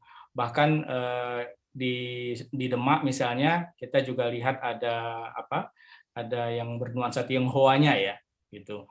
Itu sebenarnya apa namanya, kalau kita lihat itu di banyak apa namanya peninggalan bersejarah. Kalau tadi kan Syahadatain kemudian menjadi sekaten itu kan, konon dulu kalau mau masuk sekaten itu Mas Nanang ada digantung waluh katanya. Itu untuk mengingatkan, karena susah mengingat Allah gitu, jadi waluh, jadi Allah itu pewaluh itu jadi simbol untuk mengingat Allah ya. Cuman sudah cukup lama ini sekaten sudah nggak ada lagi Mas Nanang, jadi boro-boro ada waluhnya ya, sekatennya sendiri sekarang sudah lama diliburkan. Dulu sebelum pandemi memang sudah di stop untuk revitalisasi alun-alun gitu, penghijauan. Kemudian ada pandemi, kemudian berhenti gitu. Nah, tapi memang tradisinya saya kira itu terjadi ya, dapat kita lihat. Nah, bahkan sebenarnya Ustaz Nanang, kalau kita lihat menara itu sendiri ya di masjid itu ya, di Aceh itu ada satu masjid yang dibangun itu nggak ada menaranya dulu zaman Belanda. Justru yang kuat itu nuansa Eropanya. Gitu. Nah, tapi kalau kita lihat menara itu sendiri kan sebenarnya adalah bagaimana pertemuan Islam dengan budaya-budaya sebelumnya kan, Ustaz Nanang ya. Nah, jadi saya kira poinnya adalah bahwa memang apa ya, ilmu pengetahuan, kebudayaan itu kan sifatnya apa ya, akumulatif ya. Apa namanya? Dia bertemu, bersinggungan, berubah gitu ya. Nggak ada yang betul-betul diciptakan secara baru ya. Ya, dalam soal bahasa tadi misalnya, saya tercengang sekali dengan ada bahasa Indonesia lubuk hati. Dari mana istilah lubuk hati ini? Ada lubuk memang di air, di sungai itu ada istilahnya lubuk gitu. Tapi ternyata dalam bahasa Arab itu ada lubun ya. Lubun itu hati yang di bawahnya fuad lagi tuh. Ada sodar gitu, ya kan, ada dada, kemudian ada kolbun, ada fuadun. Nah, yang di bawahnya lagi itu yang dalam banget itu lubun. Ya kan, misalnya gitu. Nah, mungkin apa itu jadi dari kita punya ungkapan lubuk hati ya. Lubun yang terdalam itu, lubun itu betul-betul yang terdalam banget itu. Kalau aku mencintaimu dengan sepenuh hati itu masih agak permukaan itu Mas Anang. Itu. Tapi kalau mencintaimu dengan dari lubuk hati itu lebih dalam lagi. Ya, tapi kalau sepenuh hati itu masih ada kemungkinan menceng-menceng dikit lah gitu. Ya, kalau lubuk hati itu udah lebih dalam lagi. Nah, itu ternyata beberapa apa persinggungan ya. Dan itu sebenarnya saya ingin mengatakan bahwa ternyata itu jamak itu terjadi di mana-mana ya. Dalam banyak kebudayaan itu terjadi. Ya. Tidak hanya di Indonesia, di semua tempat saya kira kita akan menemukan bagaimana kebudayaan itu pada praktiknya adalah sebuah hasil keberlanjutan ya dari yang sudah ada sebelumnya. Sehingga kalau sebelumnya sudah ada misalnya tradisi pra-Islam gitu, maka ketika Islam masuk ya saya kira jamak terjadi di mana-mana, termasuk di dalam tradisi di Timur Tengah sendiri kan juga begitu ya, Ustaz Nanang ya. Itu apa namanya, ada persambungan dari yang sebelumnya. Kalau yang kita kenal dalam sejarah Islam itu dulu penggalian parit ya, Khandaq itu kan. Strategi perang Khandaq itu kan didapatkan dari Persia kan. Rasulullah itu sudah bukan praktek pertama, itu sudah ada sebelumnya, strategi berperang dengan cara menggali parit gitu, Khandaq itu dilakukan dalam tradisi sejarah kita. Mungkin jawaban saya sebagai pembuka saja, karena lebih dalamnya nanti ada Gus Tasawuf bisa melanjutkan mungkin. Makasih Ustaz Nanang. Baik. Syukran, Ustaz Hakim. Fadal, Gus Prof, untuk menyambung, menyampaikan lagi kajian secara tasawufnya. Terima kasih, Syekh Nanang. Jadi pada dasarnya Islam itu sudah masuk di Khalifah Utsman bin Affan sebenarnya, mengirim delegasi, dan setiap khalifah ada itu selalu gagal. Bisa dikatakan satu-satunya ulama atau satu-satunya cendekiawan yang berhasil itu adalah Sunan Kalijaga. Makanya para komposisi wali saat ini masih 5, itu gagal terus sebenarnya. Satu ide yang bisa dimasukkan adalah akulturasi budaya tadi.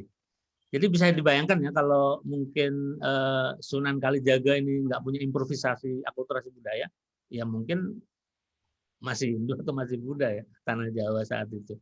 Jadi satu-satunya media atau metode yang berhasil membangun akulturasi masuknya Islam itu ya akulturasi budaya tadi. Yang idenya rata-rata dari Sunan Kalijaga, karena beliau sebagai orang pribumi yang saat itu memang sedang mencari kesejatian, dan oleh Sunan Bonang diajari tasawuf, karena kan saat itu sekali ilmu yang harus ditanamkan adalah dia harus mempunyai ilmu sabar. Jadi menunggu kembali Sunan Bonang kembali, dan itu sampai 2 tahun kalau nggak salah menurut hikayat sejarahnya.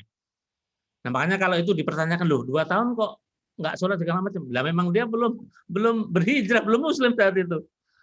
Masih belum beragama Sunan Kalijaga, bahkan masih jadi penjahat beranda loka kan. Nah setelah itu beliau baru mempunyai, memang pada dasarnya dari muda itu beliau sudah punya kecerdasan spiritual, kecerdasan yang luar biasa, psikomotorik. Ditunjang dengan belajar tasawuf, beliau bisa membuka pintu akulturasi budaya tadi. Jadi kalau sekaten yang memang itu dari idenya Sunan Kalijaga, syahadat ain, artinya pertama kali masuk gerbang Islam itu ya harus bersyahadat, intinya begitu. Nah, sebenarnya banyak penolakan, terutama dari Sunan Kudus, dari Sunan Giri, ketika Sunan Kalijaga ini banyak mensiarkan Islam secara akulturasi, itu bertentangan dengan kaidah-kaidah yang difahami saat itu oleh Majelis Sunan ya. Tapi karena hujah atau dalihnya adalah untuk syiar, dan juga hujah atau dalihnya ini untuk toleransi, sehingga dan itu pun berhasil sampai detik ini. Ya, kira-kira dari saya seperti itu, Syekh Nana. Baik. Ya, silakan. Nah ini dari Romo ini. Ini juga yang akulturasi budaya juga ya, tapi dari perspektif Katolik. Silakan, Bro. Ya, Mas Gus Pram dan Mas Iqbal, Pak Lili. Saya terima kasih Mas Iqbal sudah mendapuk Bro Nanang sebagai Syekh ya. Jadi nanti di humaniora diganti ya, jangan Ustadz lagi tapi Syekh Nanang ya. Enggak itu sadar. Saya dari sisi antropologi aja ya, karena saya tertariknya itu, dan bukan kebetulan ya, saya merasa ini sesuatu yang pengalaman yang luar biasa. Saya sempat diminta satu panggung waktu itu dengan Abdul Murnir Mulkan, dan saya diminta menjadi waktu bedah bukunya, saya diminta menjadi salah satu pembahasnya yang bicara tentang Sufi, Syekh Siti Jenar. Nah, saya sebetulnya dari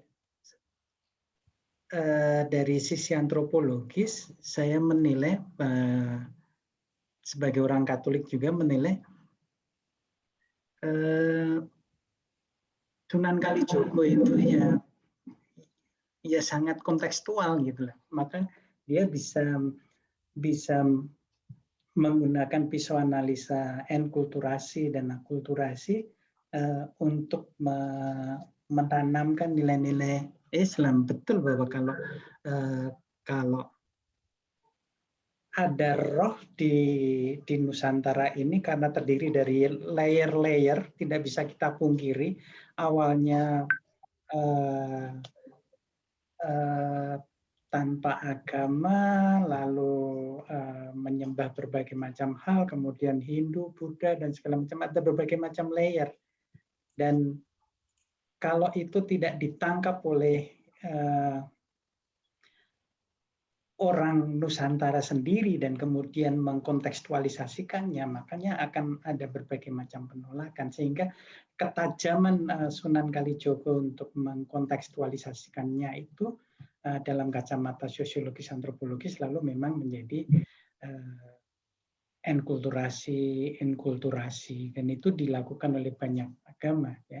Buddha, Hindu masuk ke Indonesia juga, kalau tanpa cara begitu itu akan ada penolakan dari Nusantara, karena Nusantara kalau mensitir perbincangan Pak Lili yang pertama itu juga punya identitas gitu, yang tidak mudah tersentuh dan terselami kalau tidak dari orangnya sendiri ada yang mampu mengkontekstualisasikannya itu. Sehingga kalau saya membaca sejarah bagaimana Wali Songo itu juga masuk di dalam bidang politik dan berperan satu dengan yang lain juga, maka Sunan Kalijogo yang paling kental bisa dalam pakaian, dalam seni, sehingga kan Islam Nusantara sejauh saya tahu kan yang agraris, ya, sehingga sangat akomodasi pada hal yang bersifat harmoni, sehingga tasawuf sangat bisa masuk karena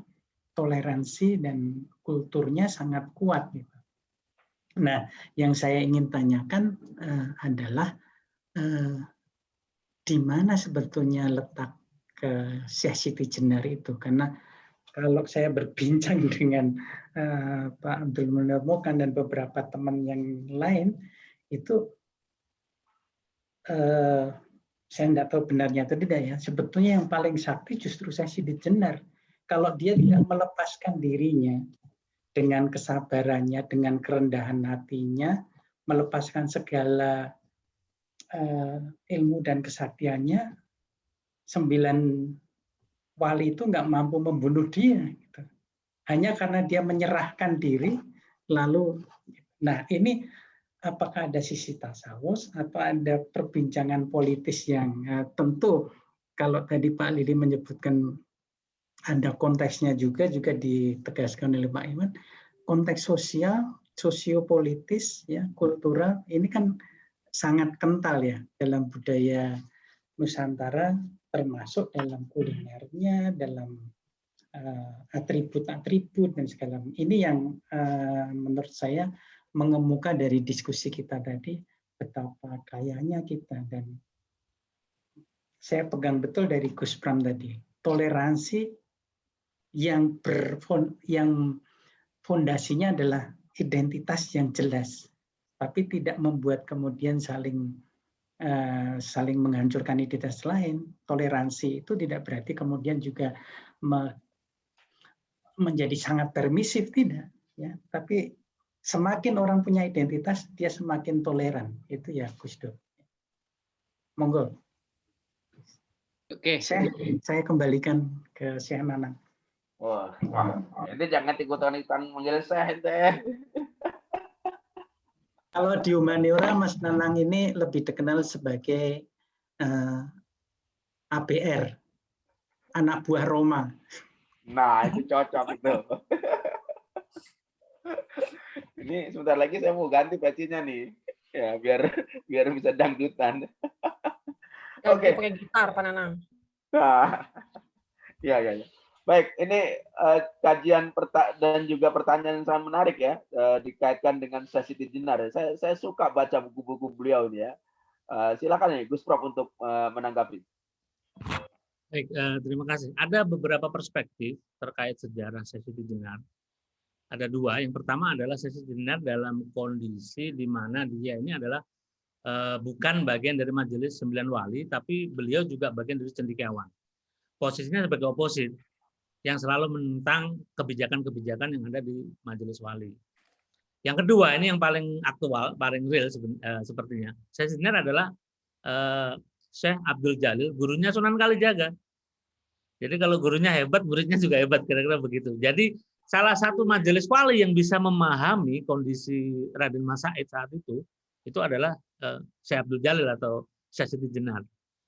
Nah, makanya dengan ajaran Manunggalin Kaulo Gusti itu sebenarnya ajaran yang menarik diri dari tasawuf. Itu pengembangan tasawuf Di mana tasawuf ini sebenarnya untuk duniawi, untuk ilmu, untuk kekayaan segala macam. Tapi bagi saya itu benar. Tasawuf ini untuk mendekatkan diri dengan Tuhan sebagai torik jalan kebenaran. Jadi ketika saya Siti Jenar ataupun saya Abdul Jalil ditanya oleh Majelis Wali, saya sedang mencari Abdul Jalil. Abdul Jalil di sini nggak ada. Yang ada adalah Allah. Itu maksudnya memang dia sudah bertakarub, dia sudah menyatu. Dia sudah nggak butuh duniawi. Tapi kalau ajaran ini dilemparkan ke publik, ke khalayak, ini pasti seperti yang dialami murid-muridnya, seperti Maisa Kicak, Sunan Pengging yang notabene agak out of the box ya perilakunya. Ya mirip-mirip Ibnu Sina lah, cara berpikirnya itu. Tidak melibatkan Tuhan dalam beberapa aspek. Jadi sains sendiri kalau ada dua perspektif. Kadang sains sebagai bentuk implementasi kedekatan diri terhadap Tuhan, ada sains yang berusaha, ini beda-beda, sains itu duniawi, yang satunya, nah seperti itu. Nah disinilah peran Syekh Siti Jenar sebagai penyeimbang sebenarnya. Jadi kalau nggak ada Syekh Siti Jenar, dakwah Sunan Kalijaga itu nggak akan disetujui oleh Majelis Wali sepertinya, karena hanya beliau yang bisa memahami bagaimana konsep dakwahnya Sunan Kalijaga saat itu. Dan Syekh Siti Jenar sendiri banyak ragam yang hal-hal yang seperti ngalah. Ngalah itu kalau sejarahnya itu adalah hasil diskusi Sunan Kalijaga dengan Syekh Siti Jenar. Bagaimana dia berdiskusi bagaimana ini kok tanah Jawa ini orangnya sombong-sombong, makanya dipadukan dengan konsep tasawuf Allah tadi menjadi ngalah. Itu adalah ide hasil diskusi dari Syekh Siti Jenar atau Syekh Abdul Jalil saat itu. Dan sebenarnya panjang ini ceritanya kalau diceritakan lebih detail. Syekh Siti Jenar itu dia punya anak didik juga yang ditugasi untuk mendidik Sunan Muria atau Raden Mas Said, muridnya putranya Sunan Kalijaga, yaitu Syekh Sajili. Syekh Sajili ini kerabatnya Syekh Siti Jenar, yang jadi kalau Sunan Kalijaga dididik oleh Syekh Siti Jenar, kalau putranya Sunan Muria itu dididik oleh muridnya yaitu Syekh Sajili. Dan makamnya sudah ditemukan di sekitar Jawa Tengah sana, daerah Kudus. Kira-kira begitu, Syekh Nana. Waduh, ini kajiannya semakin dalam ini ya. Sayangnya waktu kita sangat terbatas ini. Mungkin Ustaz Hakimul Ikhwan mau menambahkan atau Pak Lilik mau menambahkan dari sedikit saja. Oke, ya, saya kira sharing saja ya. Untuk saya juga mengkaji tentang masalah tasawuf dalam konteks teologinya. Kebanyakan kan kalau kita lihat dari sistem asetorik ya, yaitu yang mengalami pengalaman sendiri gitu kan, mencapai enlightenment pengalaman sendiri itu banyak memang ragamnya, dan itu sangat ditentukan oleh pengalaman di sendiri gitu. Makanya dalam hujah mempraktekkan zikir itu banyak sekta-sekta lain yang akhirnya berdasarkan pada pengalaman sendiri gitu. Nah, di situ yang menjadikan kita lebih kaya sebetulnya dibanding yang lain, karena tergantung pada kontekstualnya. Nah, cuma saya agak sedikit mungkin background-nya berbeda ya. Penggunaan konsep yang kita sebutnya salah kaprah. Karena saya dari politik gitu ya. Toleransi itu sebetulnya itu kosakata politik. Tidak ada dalam agama toleransi itu. Itu adalah dalam politik. Yang ada, karena toleransi itu rentan dengan nanti pengalahan orang-orang yang minoritas gitu loh. Adanya penindasan yang tidak sengaja di situ. Itu adanya dalam politik. Yang ada dalam agama itu adalah tasamuh, ataupun dalam konteks coexistence. Makanya dalam kajian multiculturalism, toleransi itu adalah konsep yang ditolak. Ya. Karena toleransi itu bukan untuk budaya, toleransi itu bukan untuk agama, toleransi itu untuk politik. Berkaitan dengan lubuk tadi, dalam politik juga digunakan itu, namanya lobby. Lub juga. Nah, cuma bedanya lub itu akhirnya nanti kepada sebetulnya kamu apa sih? Gitu. Kepentingan kamu itu apa gitu loh. Nah, itu. Nah, justru saya lebih menarik tatkala kita bicara masalah agama, budaya itu dengan kata-kata coexistence. Coexistence itu lebih tepat gitu. Kita sama-sama hidup, kita sama-sama memahami satu sama yang lain. Kalau toleransi kan I give, I take. Gitu. Nah, itu sebetulnya di dalam kebudayaan juga kan tidak bisa begitu. Dan itu mengakibatkan akhirnya budaya yang ada rentan untuk berpindah kepada budaya yang lama, kepada yang budaya yang baru.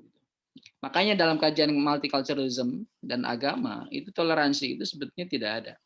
Yang ada itu dalam politik, dalam hubungan internasional, hubungan etnik, ya, itu emang digunakan toleransi karena sistemnya ada take and give. Nah, dalam kepercayaan itu tidak bisa take and give. Justru kita harus coexistence. Kita hidup sama-sama gitu. Ya, saling hormati, saling memahami. Dan ini yang saya selalu katakan bahwa kita sudah betul-betul terkontaminasi dengan diksi politik. Silakanlah baca buku-buku multiculturalism. Itu toleransi itu hampir semuanya dimusuhi. Gitu. Oleh karena itu nanti kembali kepada pemahaman pluralisme dengan pluralitas yang membedakannya. Di situ saya kira yang sangat menarik kalau kita kaji dari katanya. Nah, dari apa yang kita sudah kaji sebetulnya, keberbahagiaan itu memang kita harus terima, tidak boleh kita tolak. Makanya ada multi layers identity tadi. Kita tidak boleh paling sok gitu, apalagi dalam kategori takwa gitu kan. Makanya takwa itu kata Allah hanya Allah yang bisa menilai. Yang lain nggak bisa menilai. Inna akramakum indallahi atqakum. Makanya tidak ada dalam Quran, dalam hadis gitu kan. Ma'alladzina an'amta 'alaihim minan nabiyyin wasiddiqin wasyuhada wassalihin. Tidak ada muttaqin, tidak ada di situ. Karena yang tahu takwa itu hanya Allah. Self defense-nya itu di situ. Puasa akhirnya menjadi takwa karena as-shaumli wa ana azbih. Hanya Allah yang tahu. Karena itu adalah self defense. Nah, kalau kita sudah takwa, kita boleh jadi saleh, kita boleh jadi muttaqi, kita boleh jadi muslih, kita boleh jadi yang peran-peran yang lain. Makanya dalam takwa itu tidak ada syarat al-amru bil ma'ruf wa nahyi anil munkar. Tapi kalau orang soleh harus ada amal ma'ruf dan nahi munkar. Kalau mau jadi khairul ummah moderate harus ada amal ma'ruf dan nahi munkar. Takwa itu tidak. Takwa itu lebih kepada self defense kita. Makanya inti dari takwa itu sami'na wa ata'na dan memaknai kehidupan dalam konteks agama. Itu sebetulnya. Nah, cuma banyak sami'na wa ata'na dalam perspektif yang berbagai-bagai, yang bermacam-macam. Nah, disitulah saya pikir kekayaan kita ya. Sebetulnya saya ada banyak slide yang bisa dilihat dan bisa menjelaskan ini, tapi waktunya mungkin nggak akan cukup. Ya, karena konteks kemasukan Islam ke Indonesia itu bisa dijelaskan dengan banyak teori. Gitu. Itu saya kira ya. Maaf, saya selama ini juga selalu mengatakan bahwa toleransi itu tidak ada dalam agama, tidak ada dalam budaya. Toleransi itu adanya di dalam politik, karena saya mengkaji politik. Dan saya membaca multiculturalisme. Nah, cuma kita sudah terkontaminasi diksinya dengan diksi politik, sehingga toleransi itu di mana-mana. Yang betul itu adalah coexistence. Terima kasih. Baik, terima kasih banyak Pak Lili. Ustaz Hakim Liwan mau menyampaikan sesuatu, Ustaz? Ya, saya ingin merespon tadi pertanyaan atau komentar ya dari Pak Yosef Edi tadi ya. Saya ingin kembali pada frame tadi konteks historis dan sosiologis Pak Yosef ya, sepemahaman saya begitu. Mengapa para sunan, para wali dulu bisa berdakwah seperti itu? Saya kira tidak terlepas dari konteksnya saat itu ya. Bahwa memang kalau orang melihat sebagian dari ekspansi Islam, mungkin bisa iya. Tapi kalau kita lihat bagaimana waktu itu proses masuk dan berdakwahnya Islam itu ya banyak teori yang bicara itu ya. Tapi saya kira lewat perdagangan dengan konteks yang sangat berbeda sekali ketika kemudian kita mengenal era berikutnya, era kolonialisme, Pak Yosef. Nah, jadi saya kira pada era wali dan kemudian kita mengenal kemudian kan tokoh-tokoh seperti ya Fathahillah atau Sultan Agung ya. Saya kira mengapa kok karakternya agak berbeda ya dengan yang sebelumnya misalnya. jangan-jangan gitu dugaan saya Pak Yosef, karena ada konteks yang memang sudah berubah, sudah bergeser gitu. Ya. Nah, sampai hari ini kemudian mengapa kok karakternya menjadi seperti ini gitu. Menjadi apa? Kalau kata Michael Lavan itu, sepertinya umat Islam di Indonesia ini nggak bisa lepas dari apa yang terjadi di Timur Tengah. Gitu. Ada banyak ya orang-orang yang menulis tentang itu. Nah, dia menceritakan bagaimana pengaruh haji dan lain sebagainya. Tapi jangan-jangan dalam perspektif yang agak lebih makro, Pak Yosef ya, dugaan saya itu karena konteksnya tadi pada zaman Wali masuk era kolonialisme sampai era sekarang gitu ya, tatanan global ini memang konteksnya berbeda. Sehingga misalnya bagaimana kita semua ini mengenal konsep tadi ya, Pak Lili sudah pakai istilah konsep intoleransi ya. Saya kira kita bisa berdiskusi soal itu ya. Tapi ada konsep yang lain misalnya radikalisme misalnya. Ya kan? Nah, kita di mana-mana di riset di mana-mana kita pakai istilah teori-teori tentang radikalisme. Termasuk juga teori-teori identitas kan. Kita menggunakan istilah teori identitas, referensi multikulturalisme itu kan dalam konteks yang ada konteksnya lah. Pengetahuan itu lahir dari konteks tertentu. Gitu. Yang kalau di tempat lahirnya gagasan multikulturalisme di Inggris itu ya, dulu di Birmingham ya yang berkembang gitu, gagasan multikulturalisme itu jauh sekali dengan konteks yang ada di Indonesia. Furnival sudah menulis tentang Indonesia itu saya kira pada era dulu sekali ya, ketika zaman kolonial dia menyebut di pasar itu bagaimana orang berbeda kulit itu bisa berinteraksi. Nah, hari ini misalnya kembali ke tadi terma radikalisme, kita kayak nggak punya referensi lain gitu, nggak punya istilah lain untuk menjelaskan sebuah praktek keagamaan gitu, kecuali terma radikalisme. Misalnya salah satu contoh, kita nggak punya terma kolot gitu ya. Kan ada banyak orang yang dia itu bukan soal radikal, tapi memang istilah kita itu ya kolot tadi itu. Ya memang tahunya begitu, dari gurunya begitu, yang dia kaji ya begitu, ya harus begitu. Misalnya gitu. Ya kan? Sehingga saya dulu di kampung itu, Pak Yosef, kalau di tempat muslim sholat itu kan sajadah itu ya, ada bagian tempat sujud itu kan gambar masjid. Nah itu nggak boleh didudukin itu Pak Yosef. Kalau dudukin itu tuh dianggap kurang ajar itu, nggak sopan gitu. Duduk di tempat sujud gitu.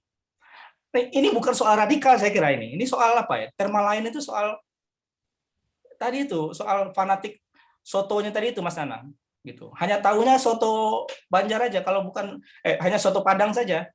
Kalau selain soto Padang yang ada daging keringnya itu bukan soto. Nah, itu kan sementara dalam literatur kita tentang agama, misalnya studi-studi tentang Islam gitu. Hari ini kita tidak banyak pilihan itu Pak Yosef. Kita punya pilihannya itu ya radikalisme, fundamentalisme gitu kan, terorisme gitu. Sementara ada banyak orang di luar narasi itu kemudian masuk dalam perangkap tadi. Perangkap bahwa ini adalah bagian dari fundamentalisme, radikalisme. Padahal kita punya sesuatu yang mungkin hadir dalam masyarakat kita, misalnya kolotisme misalnya gitu. Ya kan? Ada juga, tapi nggak masuk dalam kamus diskusi kita, nggak bisa dipakai istilah itu. Nah, dengan kata lain itu kemudian menjadi tantangan kita, saya kira sebagai ilmuwan sosial, saya kira menjadi tantangan kita bagaimana bisa menjadi seperti para Sunan dulu yang bisa mengekstraksi apa yang ada di tengah masyarakat kita menjadi genuine cara berpikir kita dalam menjelaskan, dalam memahami, dalam menyikapi apa yang terjadi. Gitu. Nah, itu ya saya kira tantangannya, karena pada akhirnya seperti kata Edward Said kan, ya pengetahuan pun menjadi alat kolonialisme kan gitu pada akhirnya. Nah, sosok seperti Sunan Kalijaga dan lain-lain itu adalah sekalipun mereka belum mengenal istilah orientalisme dulu ya, kolonialisme mereka belum mengenal, tapi mereka punya jurus yang sangat jitu sekali. Bagaimana membangun sesuatu yang genuine, yang diekstraksi betul-betul dari tengah masyarakat. Dan itu saya kira tantangan kita semua sebagai ilmuwan sosial gitu. Bagaimana bisa menangkap tadi fenomena di sekitar kita yang genuine gitu ya. Mungkin itu respon singkat saya yang mampu saya sampaikan. Makasih. Waduh, luar biasa nih. Terima kasih banyak nih, Ustaz Hakim Mulyawan, Gus Prof, Pak Lili, atas paparan uraiannya ya. Sebetulnya, aduh, ini mengganjal banyak sekali nih terma-terma muncul nih yang baru-baru muncul yang pengen didiskusikan. Hanya waktu kita terbatas nih sampai jam 3, jadi tinggal 5 menit lagi berakhir ya. Mungkin ya nanti ada kesempatan lagi kita bisa diskusikan lah ya lebih detail lagi tentang kajian-kajian sosiologi, tentang kajian-kajian budaya khas tradisi yang kita miliki, termasuk sebetulnya nih misalnya halal bihalal ya, kenapa kok hanya ada di Indonesia nih halal bihalal ya. Ini kan ada secara tradisinya ada ya, secara politiknya ada, karena itu yang mengusulkan kan di zaman Soekarno dulu ya. Jadi ini banyak irisan-irisannya ya. Ya lagi-lagi ini adalah kekayaan yang sangat menarik kalau kita gali lebih detail ya. Hanya mohon maaf nih ternyata waktunya terbatas, sudah tinggal 4 menit lagi. Jadi sebelum saya akhiri, saya ucapkan terima kasih kepada para pembicara atas nama Bincang Nusantara. Ini ketuanya nih Pak Dedi tadi ya, yang ikut meramaikan dalam kajian antropologi ya. Terima kasih Gus Pram, terima kasih Ustaz Hakim Mulyawan, terima kasih Pak Lili PhD atas paparannya. Ini sangat mencerahkan bagi kita semua. Dan sebagai penghargaan kami akan share, akan kami berikan sertifikat ya, sertifikat ini mungkin Pak Widi ada Pak Widi? Minta Pak Widi untuk share sertifikat para pembicara, ditampilkan Pak. Halo? Widi, ada Widi? Oke, ini saya coba share satu persatu ya, sambil saya cari ini. Saya ucapkan terima kasih. Apakah nampak sertifikat? Nah, ini saya akan bacakan ya, biar oke. Binus University sertifikat diberikan kepada Hakim Mulyawan PhD sebagai pemateri dalam seminar online yang diselenggarakan oleh Fakultas Humaniora. Ini ditandatangani Pak Dedi sebagai ketua program dan Dr. Elisa Carolina Marion sebagai dekan. Terima kasih Hakim Mulyawan PhD atas sharingnya. Kemudian saya buka lagi sertifikat untuk Pak Lili ya. Saya tampilkan di sini. Nah, oke. Terlihat ya. Nanti sertifikat ini kita akan berikan ya. Sertifikat diberikan kepada Dr. Lili Yuliadi MHSC sebagai pemateri di kegiatan kita siang hari ini. Tanda tangan Dr. Dedi dan Dr. Elisa sebagai dekan. Kemudian satu lagi sertifikat kami berikan kepada pembicara Gus Prof Agus Pramono ya. Sertifikat ya. Share.